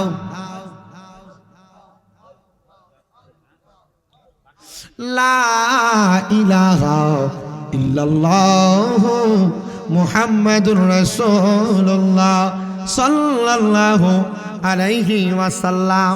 আপনারা একবার সূরা ফাতিহা, তিনবার সূরা ইখলাস পড়েন। নামগুলো বলে দেন যেগুলো